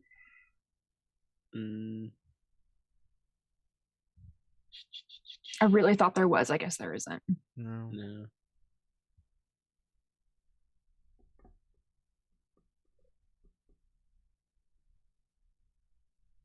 I think the closest thing might be evidence collection. Yeah. Okay. I don't have that. No, it's a Norman thing. Yeah. So it just you don't see any like obvious footprints or anything in here. Okay. Okay. That's another one for Point Solario. Bet you miss me now. I are wanted this to pick close. you first. I was this close. We are this close to kicking Myron out of this group entirely and just replacing him with Sal. God. I got all the good points. I guess we know which character's dying now. Okay. So I'm checking out some filing cabinets here. Okay. All right. Yeah, it is it seems to be patient files of just of surgeries and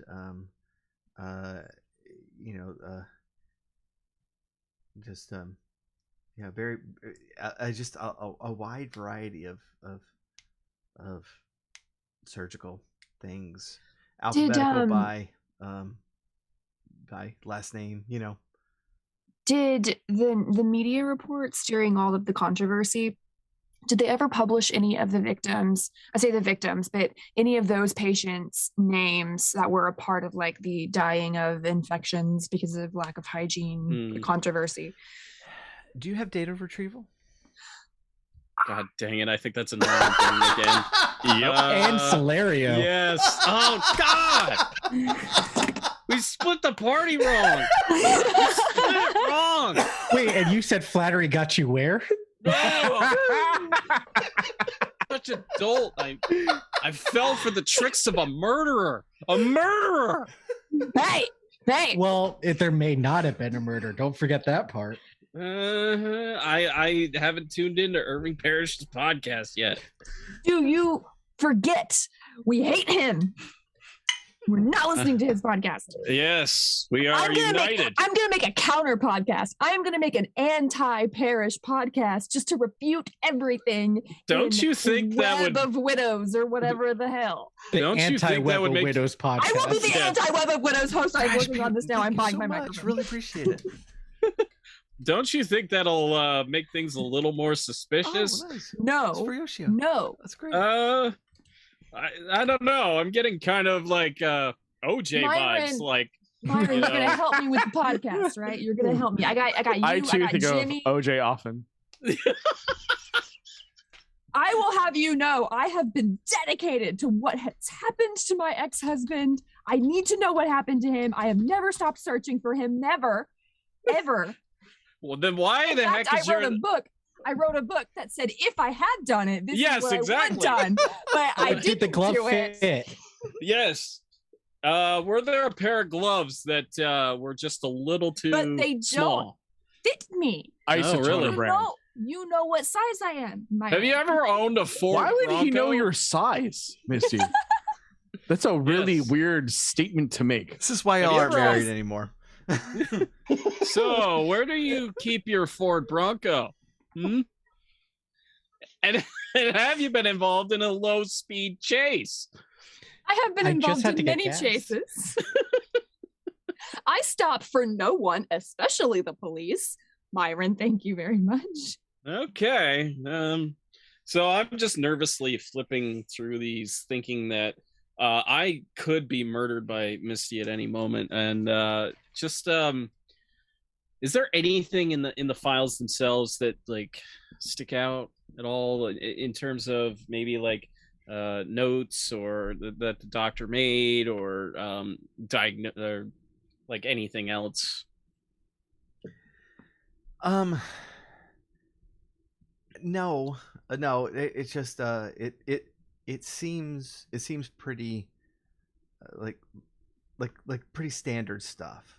Okay. The thing that would make you question it though is there is like a record department here. Right. It's not here, you know. Right. Also, like for a facility that's closed, why would they still have records like on the premises? Why wouldn't they be moved somewhere else? So that's kind of fishy. So like at the very least, the patients in these files are, you know, suspicious. It in terms of you know, just being here and in these filing cabinets. Yeah. How many are we talking, like a handful or like dozens or like hundreds? Yeah. Hundreds. Also, they're very old. Like, are they waterlogged? Like, no, they are old, and there are a lot of filing cabinets, and they could probably hold thousands to tens of thousands of records. There aren't that many, but they are hundreds, and so like these filing cabinets look impressive. They're not being used to capacity or anything. What time of day is it? Are we like creeping up on 1 a.m. or is it still daytime? No, it's nighttime. It's nighttime. Yeah. Yep. I would say that y'all probably started getting going around midnight. Orson already locked us in. Yep. Oh, you're done for. You are Orson done has for. wrapped that did we ever chain establish around which 5 finger he times. lost? It's pinky. Yeah, Pinky. Right, Pinky. It is his Pinky. pinky. Okay. Oh, aren't you happy? You're in the general recovery room. You can go find that pinky, Jen.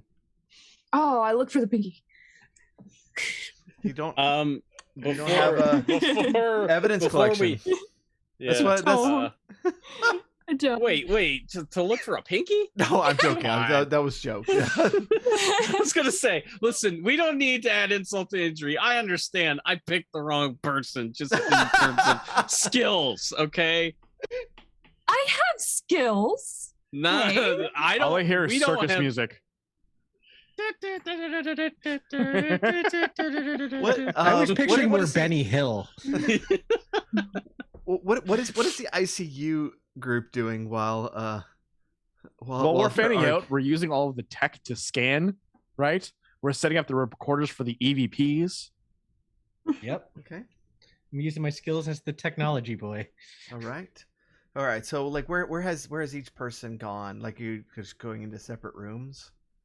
Yeah, we're systematically, smartly, because this is, you know, the good group, working our way through all of the different rooms. We setting basically things up. have Cam going down the hallway. I'm checking the left. Norm's checking the right. Gotcha. Okay. All right. And so I would say Just for laughs, I'm using the Connect detector as I'm going from room to room, looking for You're little just figures. like holding it, like Yeah. You know, normally that's good to show motion. You want to leave it in one spot.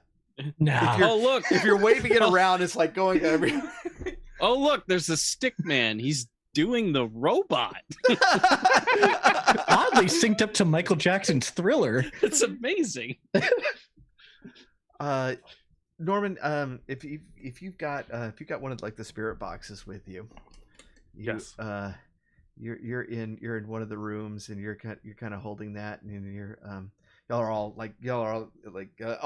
of you are like videoing as you go and all this, and you just Paul, before we continue, I have a question. Yeah. Does bullshit detector work on ghosts? Depends. Do you believe ghosts are bullshit? Ooh. I don't think they are, though I'm willing to entertain the possibility that I'm lying to myself. So, can you detect bullshit on yourself? Is the question. Oh. I want to see Norman cop talk himself. It would just be an endless feedback loop, like just me in the corner stuck. Yeah. Like that is what the ghost of Norman is a spirit that's just stopped talking himself. I'm hoping everyone can start to understand why I had to divorce him. Wait, I thought you were never married. Never married. We had a sham marriage and then a sham divorce. Okay, it was very contentious. I just want to point something out here. We're If never they gonna had, make it. This is gonna be a three-parter for sure. if they had really been married, Norman might be dead by now. Just saying. Yes, I'm very worried about that. And they are arguing through like the walkie-talkies with this. Yeah. Oh yeah, absolutely. Yeah. And are you caught talking yourself again, Norman? And Cam is like, Sal, what the hell did you bring me, man? Trust me, they know what they're doing. Unlike some of us. So Norman, you go into one room and it's got it and it actually does have like the remains of the bed there. There's no mattress or blankets or anything, but it's kind of broken down bed there. And as you're kind of walking through very carefully, and you got that like the white noise hum on the spirit box, and you suddenly hear coming from it, Ivy.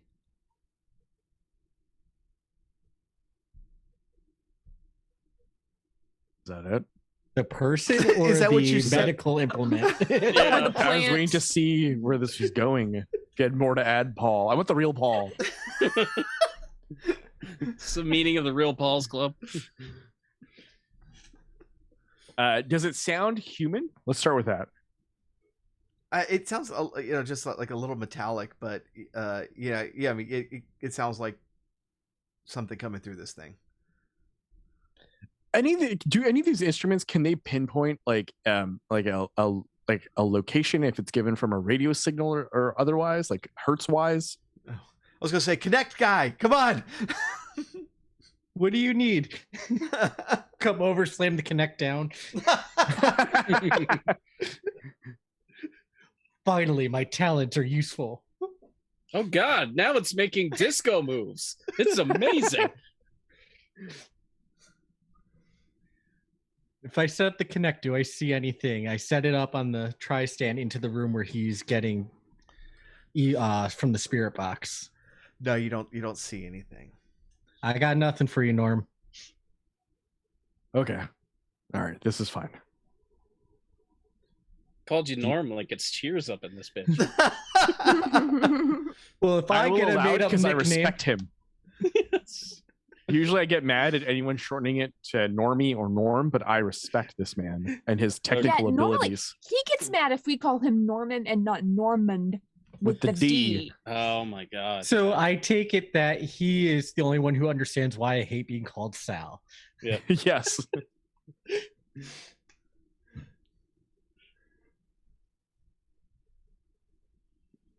Okay, so like there's no way to measure which hertz this is coming on frequency wise? I don't think so.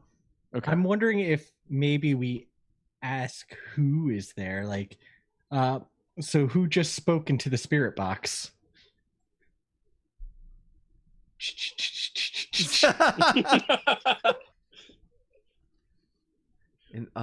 And you wait for several seconds, and then what you hear is, it hurts. Apparently this ghost's name is Ivy Hertz. I write that down. I mean, that's how we do this, right? We hear a random word and just assume it's a name or something. Correct. All right. So do we know any patients named Ivy Hertz? I speak over the speaker to I'll look for an Ivy Hertz. No, Ivy hurts. Well, that's a dead end. Norman, get it together. I'm trying. Like Ivy Hertz feels like a name like alcoholic that you would try to prank people with, so Yeah. Oh, so what you're saying is this ghost is pranking us from the afterlife? it's kind of like that one episode of Ghost Adventures where Zach Bagans asked the ghost something and it responded by saying your mom, and that was great. That was one of the best episodes. If you could find that video online, anybody who is watching this right now, listening to this, it's hilarious. Seriously. There's this ghost trying to make fun of me by saying that it was my mom. That's better than the tattoo story. Do you like these tattoos? It's sick. Yeah. Do you have any other questions to ask this spirit box before we move on? I mean, we definitely did just. Where are you, something. spirit? Yeah. You get nothing at that point. I didn't hear a whistle though, so I'm just gonna keep asking questions. I can run the clock out.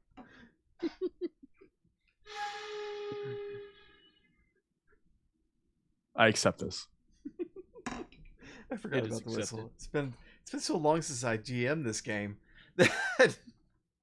We never forget about the whistle. Well, we did forget about the whistle. We did forget about the whistle. Yeah, we didn't get one. Right.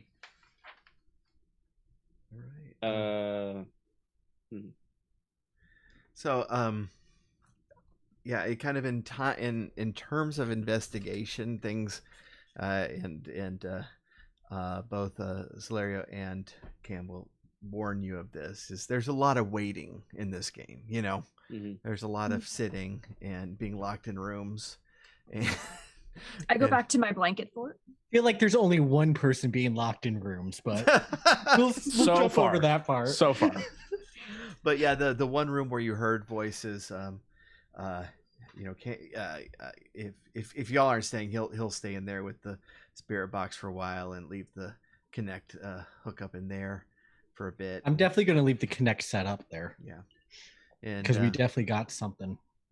I want to spend some of my downtime while we're waiting, going to like my own little private corner and like making like one of those selfie videos that I will later post on my Instagram, just complaining about everything, like my little confessional in the corner. Yeah. Yeah. Is there anything else in that room aside from the file cabinets? Anything else that? No desk, anything like that. And anything else that stands out aside from that? No. Okay. All right, I will go back into the observation area. Okay. All right, so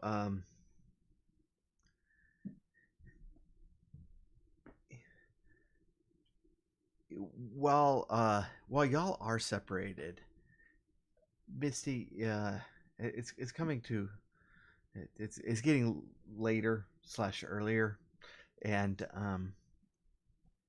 you are going to hear what you think are footsteps outside your tent fort, your blanket fort. I don't know why I said tent fort. My tent fort. If I peek outside of my tent fort, do I see anything? No, you're actually looking kind of down the hallway back toward the surgical center. I get on. I guess I have a walkie-talkie. Yeah. To talk to everyone else. I heard something right outside my tent fort. I'm right there. Who's the closest to the area? I'm looking at the surgical center. I don't know who's here. Myron's like right there. Yeah. Oh, Myron's with me. Like Myron can hear you like in person. Do I? I'm mad at him right now. So. Do I hear these podcast footsteps? Do I hear these footsteps at all? No, you did not. That's weird. Myron is a liar. Weird. Myron is lying to you right now. We both heard these footsteps. What? No, I didn't. That's a bit alarming. Where did they go? You're getting you get over the intercom, Allegra saying, I just rewound the tape. I didn't get any audio here. Okay, look, I'm not crazy, and I don't appreciate the insinuation from all of you. I heard the footsteps. I'm not saying you're crazy. Where were they headed? That way, and I point to where I heard them going Yeah, towards okay. the surgical center. All right. I will start proceeding down that way. Yeah, good luck to you. I walk behind you. Okay. All right, you go back through that door, and again, there's the offices to one side, and then the door leading into the actual surgery area, and Missy, you will hear what sounds like a closing door in front of you in the surgical area. The door doesn't move. Okay, you heard that, right, Myron? And no, you don't. No, I didn't. This is not good. I heard a door shutting. I didn't see the door move, but I definitely heard it. It was really loud. I don't understand how you didn't hear this.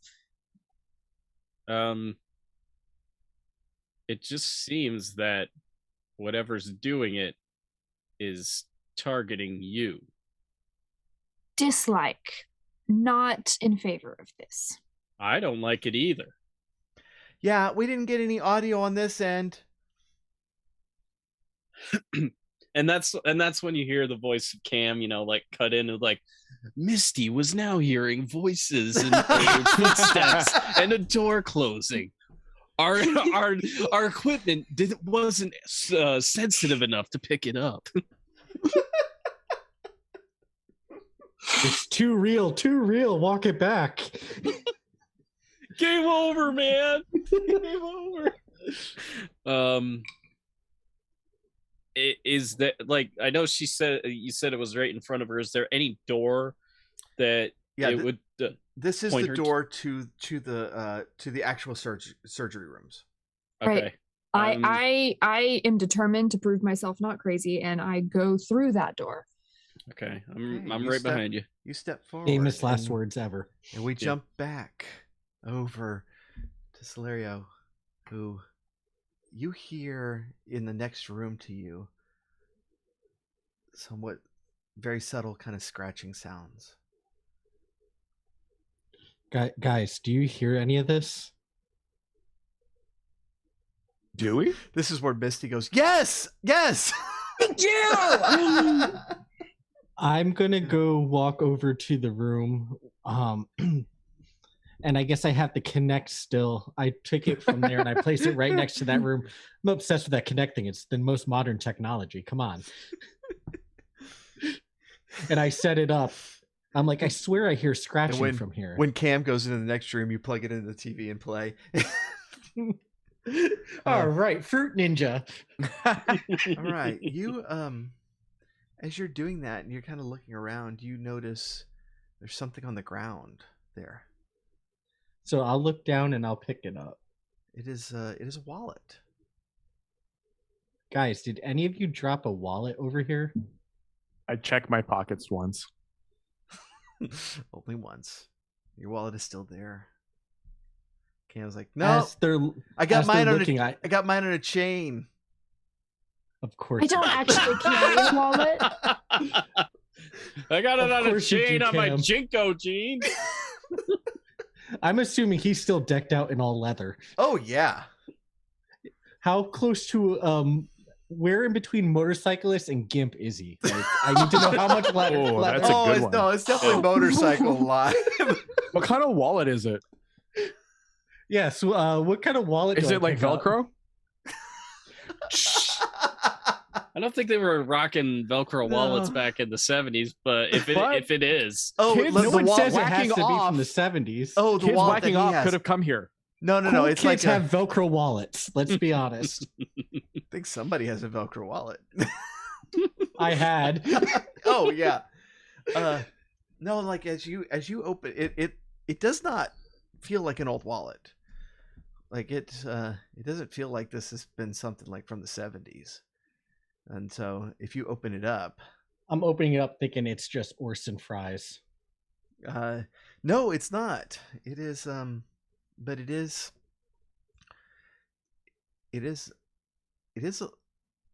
pretty modern. And This is actually a license. Is it a crypto wallet? Yes. Sweet, all these bitcoins and coins. Sal and I walk off and quit. This is how I'm leaving the show. There's 10 bitcoins in there, and you are millionaires. This Screw the you license. guys, I'm going home. The license only expired like 2 years ago, and it's. Do I see a name on it? Yeah, the license is for a Ty Ellis. Can we call this into lore, or is that even worth Yeah. it? You can. I self-flagellate and call lore. Lore. I don't know why I heard that as you fart and call lore. Not flatulate.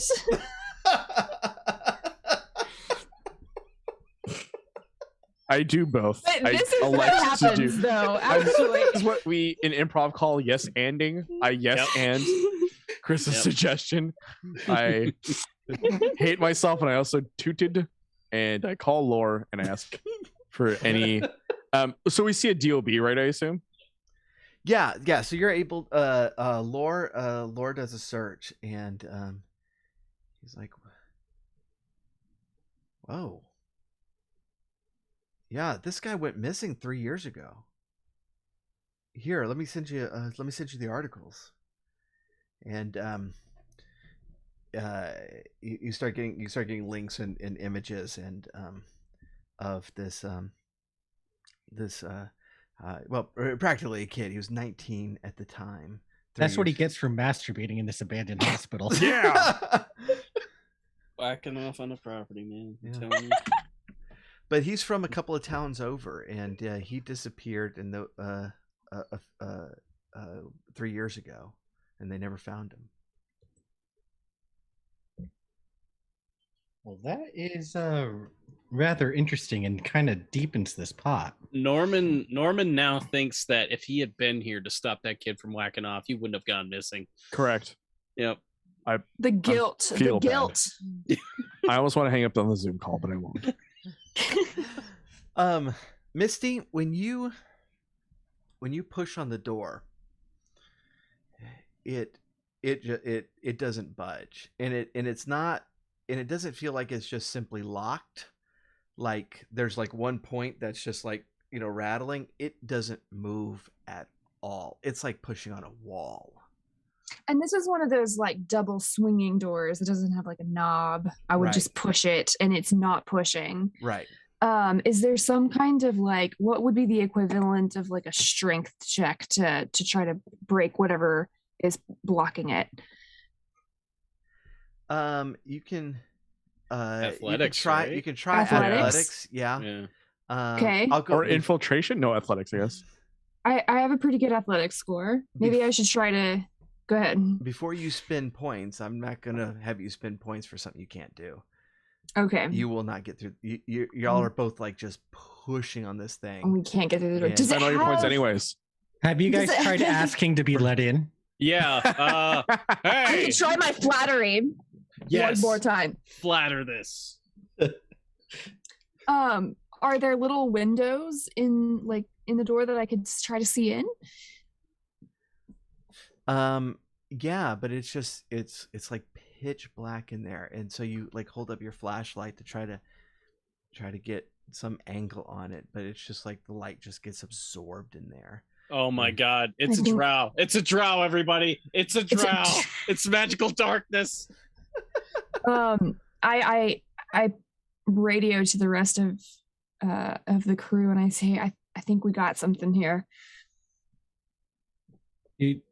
I look over at Cam and Norman. Do you think we should all head over there, or do you think we should stay here? And let Can them she figure this out? describe it before we head over? Yeah, I'll What's I'll going tell on? you what's going on. I'll tell We you. can't everything. get it through a door, and there's like some dark stuff on the other side. That It's sounds like a them problem and not a me. Exactly. We're dealing You know with this what? right now. This is why I divorced you, Norman. I turn to the doors and I say, "My name is Myron Drip Chip. I am a chip beef magnate. an internet radio star, and I demand to be allowed access into this room. Paul, I swear to God, if this Also- doesn't work, I quit. Also, I just want you to know that the way you treasure your loved ones is indescribable, if that helps.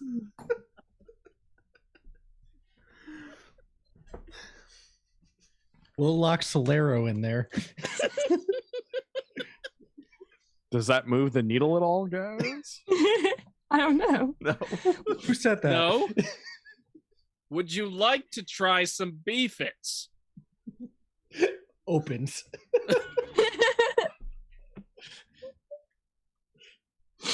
I got nothing. So, as y'all are saying that, you hear not over the radio, but the people in ICU. Hears Cam going, guys.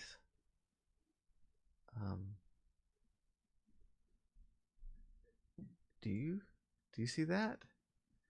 And See what, Cam? and he's looking at this this door on the far end, and he's got his flashlight up, and so it's like shining on that door, and you see through the two windows, one on each door, and in one of them you see kind of the distinct silhouette of a head. And Just the head. well, I mean, it's like the window is up at that point, and so as all three of you look, you see the head turn and move away from the window. Rochambeau to see who goes. Do we have any long objects to like poke around? We all know Cam's not going. He's gonna probably send me. Salerno, I think you have to go. Fine. It is your destiny. But Bring As the at connect. this point, I had Solero go down. as you do that, you hear Allegra on the radio saying, what is it? What are y'all looking at? I can't see anything. It looked like a head, Was it in the window? just kind of by the window. I did. Okay, hold on. Let me rewind. I'm not seeing anything. This place is really weird. No one heard the scratches I heard before either. Yeah, it's like the stuff y'all are telling me. I'm not seeing on my end. This equipment sucks. And like the four of What do you you expect? It's sci-fi equipment. the four of you will also get a text from Lore saying, I can't hear the noises on my end either. It's not. I'm already starting to realize lore is next to useless. Classic lore. All right, I guess I'll head over into the room. I'm going with just my night vision camera. Okay. All right. So you head into kind of just like a deeper part of How this area. far away is this room from everybody else? It was it was kind of on the far side of the section, and so I'd say I'm just 30 wondering if 40 Cam's feet. going to run over there and lock me in. It was at this point I ran over there and physically locked him inside. Sometimes I don't tell him that I'm locking him in, so I can get an honest and clear reaction. What does your employment contract look like? I don't even know if I ever saw it. It was at this point that Norman. It was signed by Ordo Veritatis. Our group put me here. I have Right. no idea. So you've ended up just in like this empty hallway that's like running along the back side of the ICU, and you're looking around, but you don't see anything. Nothing on the floor. Was there? You said there was a curtain in front of the window. No. where we saw like the shadow of the face or the head? No, there was no curtain. It was just like the silhouette of. And there's just of nothing in this room. No. So I'm gonna turn around and just yell, "I see nothing in here." That's when he You kills sure you. No, I'm joking. That would be my luck. At least I won't get locked into rooms anymore. Well, just thinking out loud here, the amount of papers left over, enough to burn the place down if we decided to. I like how you think. This could just end the adventure real quick here. We just went from a part 3 to a part 1 only. Right, yeah. That would make Roll editing preparedness easier. for a blowtorch. And then we get sued. Yep. I think you guys would be fine.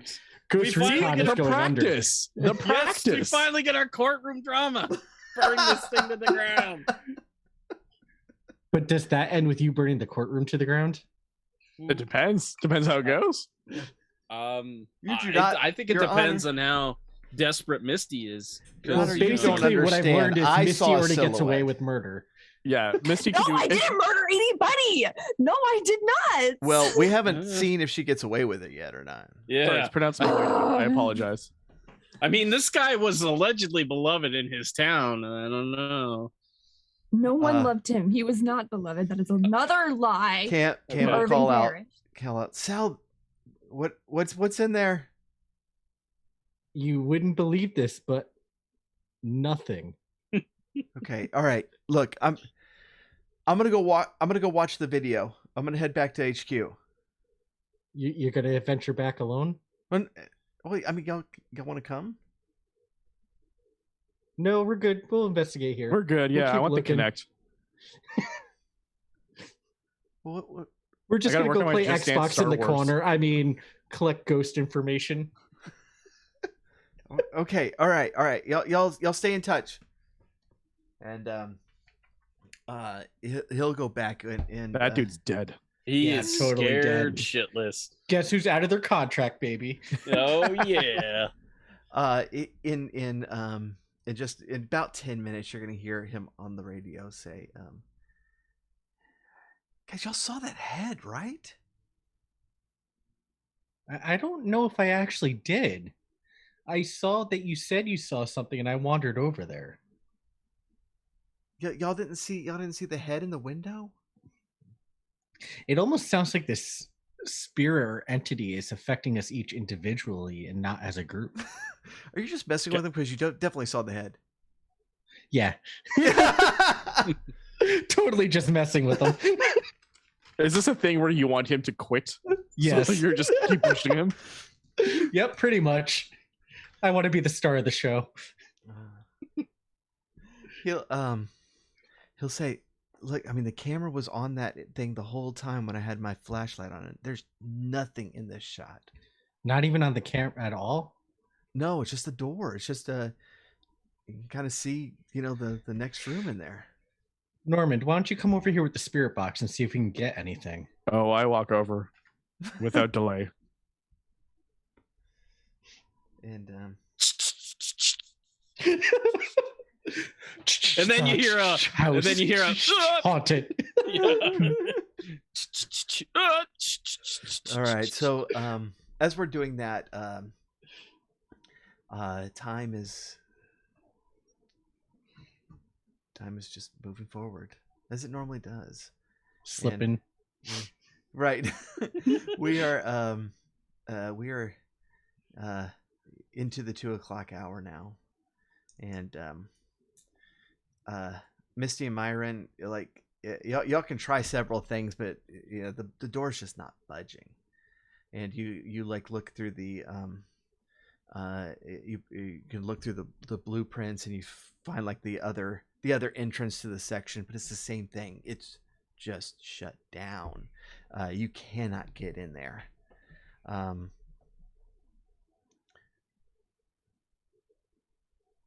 Is there anything else y'all want to do?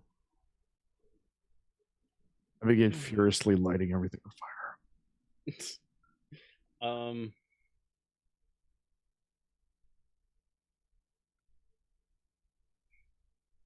Something really important in here. It doesn't want us to go.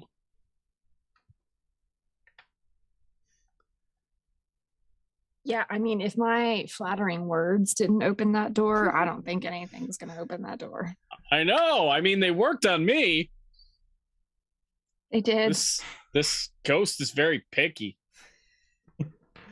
If y'all want somebody with data retrieval to get the names for Yes. you, I call them over and say, "Hey guys, we found these. We found a room with the room with the filing cabinets. I think you'd be really handy over here for, you've got skills that I don't have and Liam Neeson doesn't have because his skills pertain to roughing people up. But this is different. We need the data retrieval. The data retrieval crew now." I think he means us, Normand. We reluctantly decide to head over. y'all don't necessarily have to head over there. I think y'all are just looking for names, right? Pretty much, yeah. Yeah, we need the names of the patients who died. I mean, I don't know about patients who died, but apparently within the last 3 years, a younger man went missing here. And we don't see Not- that name in the files, do we? No, I found his You wanna wallet. look? Well, yeah. Yeah. Do we see Ty Ellis in the files? You do. And it's What? a new Oh, what do we file. learn about Ty Ellis? Wait, this is a new file? What's Yeah. the date on this file? Is it a 3-year-old file? 3-year-old file. Oh, what do we learn from the file? Those files. It was talking about an open heart surgery. Here? Conducted here. Yeah. Well, that's We why weren't he given died. any They information obviously about just- him having needed surgery or having heart conditions, right? No. Like no, all there's the nothing in information the that he file for sent that. over? No. So at Paul, 19 years old, he needed heart surgery. I mean, okay, you come to an abandoned hospital to get your surgery done. What did you think was going to happen? I guess it's in his network. Oh yeah. Yeah. That's the I get only it. explanation. I get it. USA health insurance. Yeah. I have document analysis, Paul, and I'm going to use it. Can I tell if this is authentic? Yeah, I mean this is a recent file that Is it formatted like the other ones? yeah. It even has the same handwriting. You mean With the this? notes. No, I do not believe. You mean to tell me the documentation hasn't been updated in like 40 plus years? Yep. There's no new header. Is there a website? Do I see a website on this piece of paper? No. Just Yelp reviews. All 1 star. All right, And okay. some of them say, if I could give it 0 stars, I would. Oh, hey, can you guys, seeing as how we didn't have the requisite skills, can you, would they be able to check to see, if, well, I mean, we kind of already know, like, anything that's been disturbed that we couldn't tell, that they should be able to tell. They'd have to come over here for that. Yes, we need you over here, please. Well, before we do that, does the file indicate that Ty passed away in the hospital? No. Okay. No, it says it was a success. Okay. Ooh. And that So- he just disappeared off the face of the earth. Right. Um, So the other thing that y'all notice when you're in there is that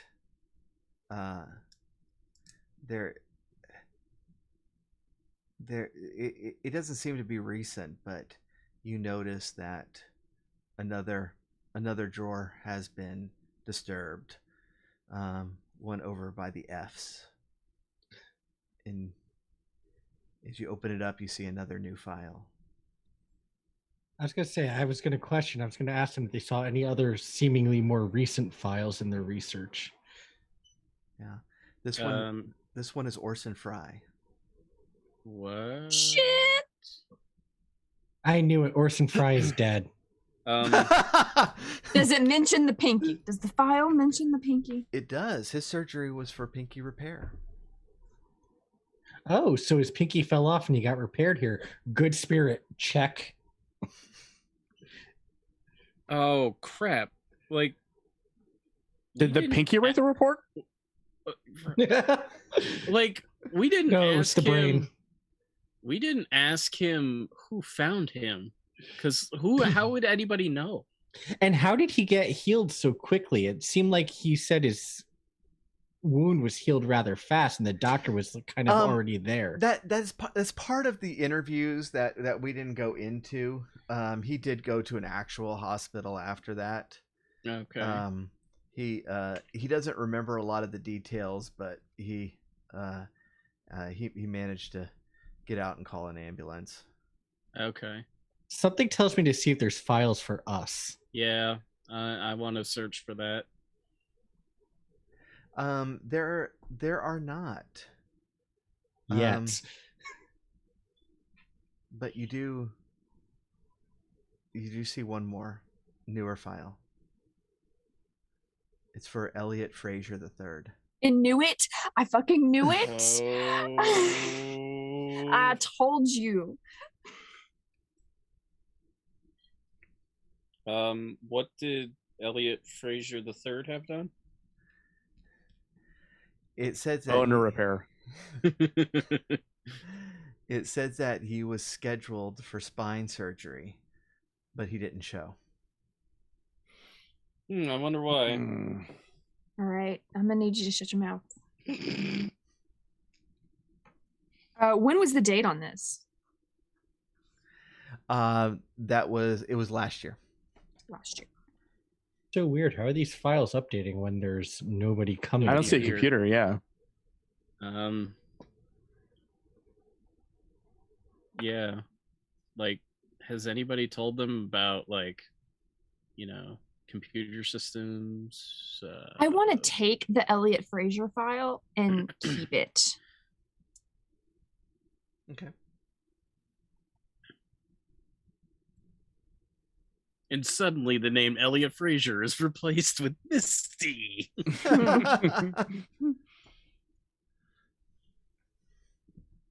right. So, what now?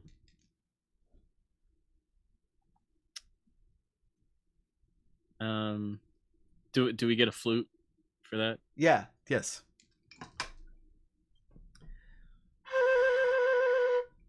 Excellent. Thank you. Thank you for the reminder. Mm-hmm. All right. Let's go back to those doors again. See if they're still locked. Let's do it. Okay. They are still locked. As you do so, you get a call from Cam. Saying I found it. I found an image. Y'all come back. An image of what, Cam? Of the person. Of the person I saw. I thought you said you couldn't find one. Well, I couldn't find one earlier. I could find one now. I look over at Norman. He's never this worked up. He must have really actually found something. All right. Well, Does he have does he have access to the internet? Like, could he have accidentally found an internet image? Wait. Cam? I wouldn't put it past him. You go over there. He has like a meme up. It's really just Allegro behind the curtain. Okay, so every other thing that has happened so far has been targeted. More than one person saw that head. That has to be like a real fucking person. That's the only thing that has been seen or experienced by more than one person. Yeah. So there's got to be another person in this But building. the question is it one of the missing or is it an entity that's here? Is there anything in that hallway, like maybe like some secret entrance or something like that? Oh, I don't know. I think we had the spirit box there last time. We didn't get to ask anything yet. Maybe it would be. Oh, I skipped that, but yeah, y'all sat there for a while and did your spirit box thing and nothing. Yeah. Right. I don't want to do a real time 4-hour investigation. Oh, I figured not that. I just didn't know. Well, if, like, we're almost entering hour 3, so we could just keep going, Paul. We're almost there. We're to the goo. All right. Well, let's go back to Cam first and see what he found. All right, I think I'm with that plan. We should all just reconnect and figure out where to go from here. Yep. It seems like most of us experience at least something, except for Myron. If at the very least, I'd like to get into that hallway just to see if there's like maybe some like secret entrance, secret something, because I do have like, you know, architecture and stuff like that that might be able to find that. Okay. But let's go regroup with Cam and see what he found. All right. Okay, so as you're leaving, as you're you know, leaving kind of the recovery area to head for the stairs, Misty, you will hear your name being called from behind you. It says Misty. Is it a voice I recognize? Yes. Is it Elliot? Yeah, you think it is. I turn around. Do I see anything? No, you've left this. It seems to be coming from that surgical area again, and you see the door there open up, and the door going into like the office area, not the block door, but you hear him say, Misty. All right, I'm gonna fall back and let the group get ahead of me, and then I'm gonna poke my head back in that door, and I'm gonna say, Elliot. And so as y'all are getting back, you Cam is like hurrying you in, and they found like a still frame from the video camera where this thing is like, it's not seen in the main like hallway, but in a reflection off the glass you see this just basic Cam. He saw himself in the mirror. Told you. But it's this it's hard to see, but it's this massive creature wearing all white. But does it look human-like? It looks human-like, but it's like 7 feet tall and bald. Is it the doctor? No, it's too tall for that person. I'm still asking if it's a doctor, though. Is it a medical professional here to work on us? Wait, are you saying, is it like Dr. J? You know, is that what we're dealing with? Because that's the only like 7 foot doctor I could say. He's wearing stilts. Yes. Yeah. And you're hearing you're getting a text right now going from Laura going, you know, what is it? And it's like in a reflection of the window, so it's not that clear. But are you gonna let Laura know about it? Yeah. Yes, I'll take a picture. Okay. And is it only in this still frame? Is it only this one frame? Yeah. And he'll tell you that it's like he'll say if we just go one frame forward, he's gone, and one frame back, and obviously one frame back, gone. yeah. That's interesting. Interesting. I turn around and immediately say, "Where's Misty?" Yeah. She was right behind us. She was right behind us, behind me as we were going.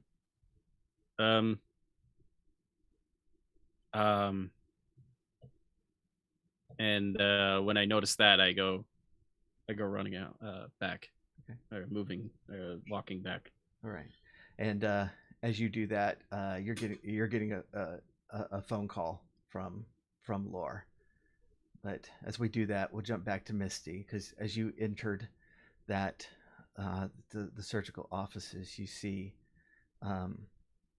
there is a man there. It's not Elliot. It's this massive figure of wearing all white, and his completely bald, and his skin is kind of graying, but it's like all of his skin is like stitched up, and you see that he's missing an arm, and on his white kind of surgical gown it's covered in blood, and he has this saw like at his side, like it's a sword, but he's not Is the blood threatening you. fresh looking? You're not there. I know I'm not. I'm just curious. I want to know. I'm so entwined into the story. That's a good question. No, it's all like old and crusted, but he's not threatening you, and he pushes that previously locked door. He pushes it open, and he says, "It's right in there." I go through the door. Okay, Myron, as you answer the phone, you hear a very frantic Lore on the other side going, "Myron, listen to me. Get the fuck out of that hospital. It's the practice." What? And what is the practice? What are you talking about? And that is where we will pause for the night. Oh, I was going to say the Stupid Cameron practice Manheim. shows up on CW Thursday nights at 10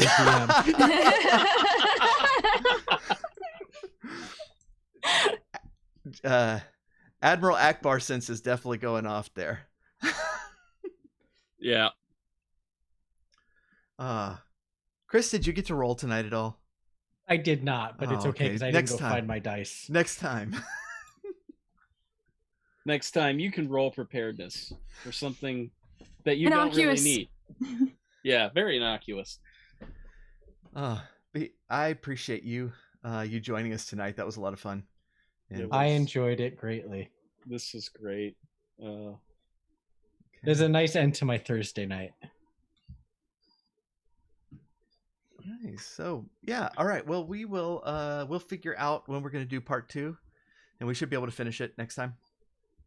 And sounds good. And wrap things up. I do think instead I have been splitting each recording up into 3 episodes, and I do think I'm gonna start splitting them into 2. Just because we every time we start a new series, we have like a huge audience increase, and then it kind of tapers down to the series. And so like if each series is 4 episodes, I think that might help. Right. And so we're gonna give that a try for this one. But like I said, next week we're going to finish up Crop on the podcast, and then 2 weeks from then will be the first episode of this. But you won't have to wait that long to hear the rest of it. We'll figure out when we're going to come back and finish this off. Woo! Misty might die. Yep, Misty might die. Oh, Thrash Putin was supposed to stay here until we're done. Loser friend he is. We're gonna go raid Thrash Putin. Yeah, I think I was gonna say I'm hosting you guys right now on Twitch. Nice, thank you. But appreciate it. We will see you all next time. Bye. Bye. And I always wait, and then the countdown happens, and I have to sit here awkwardly for just a little bit.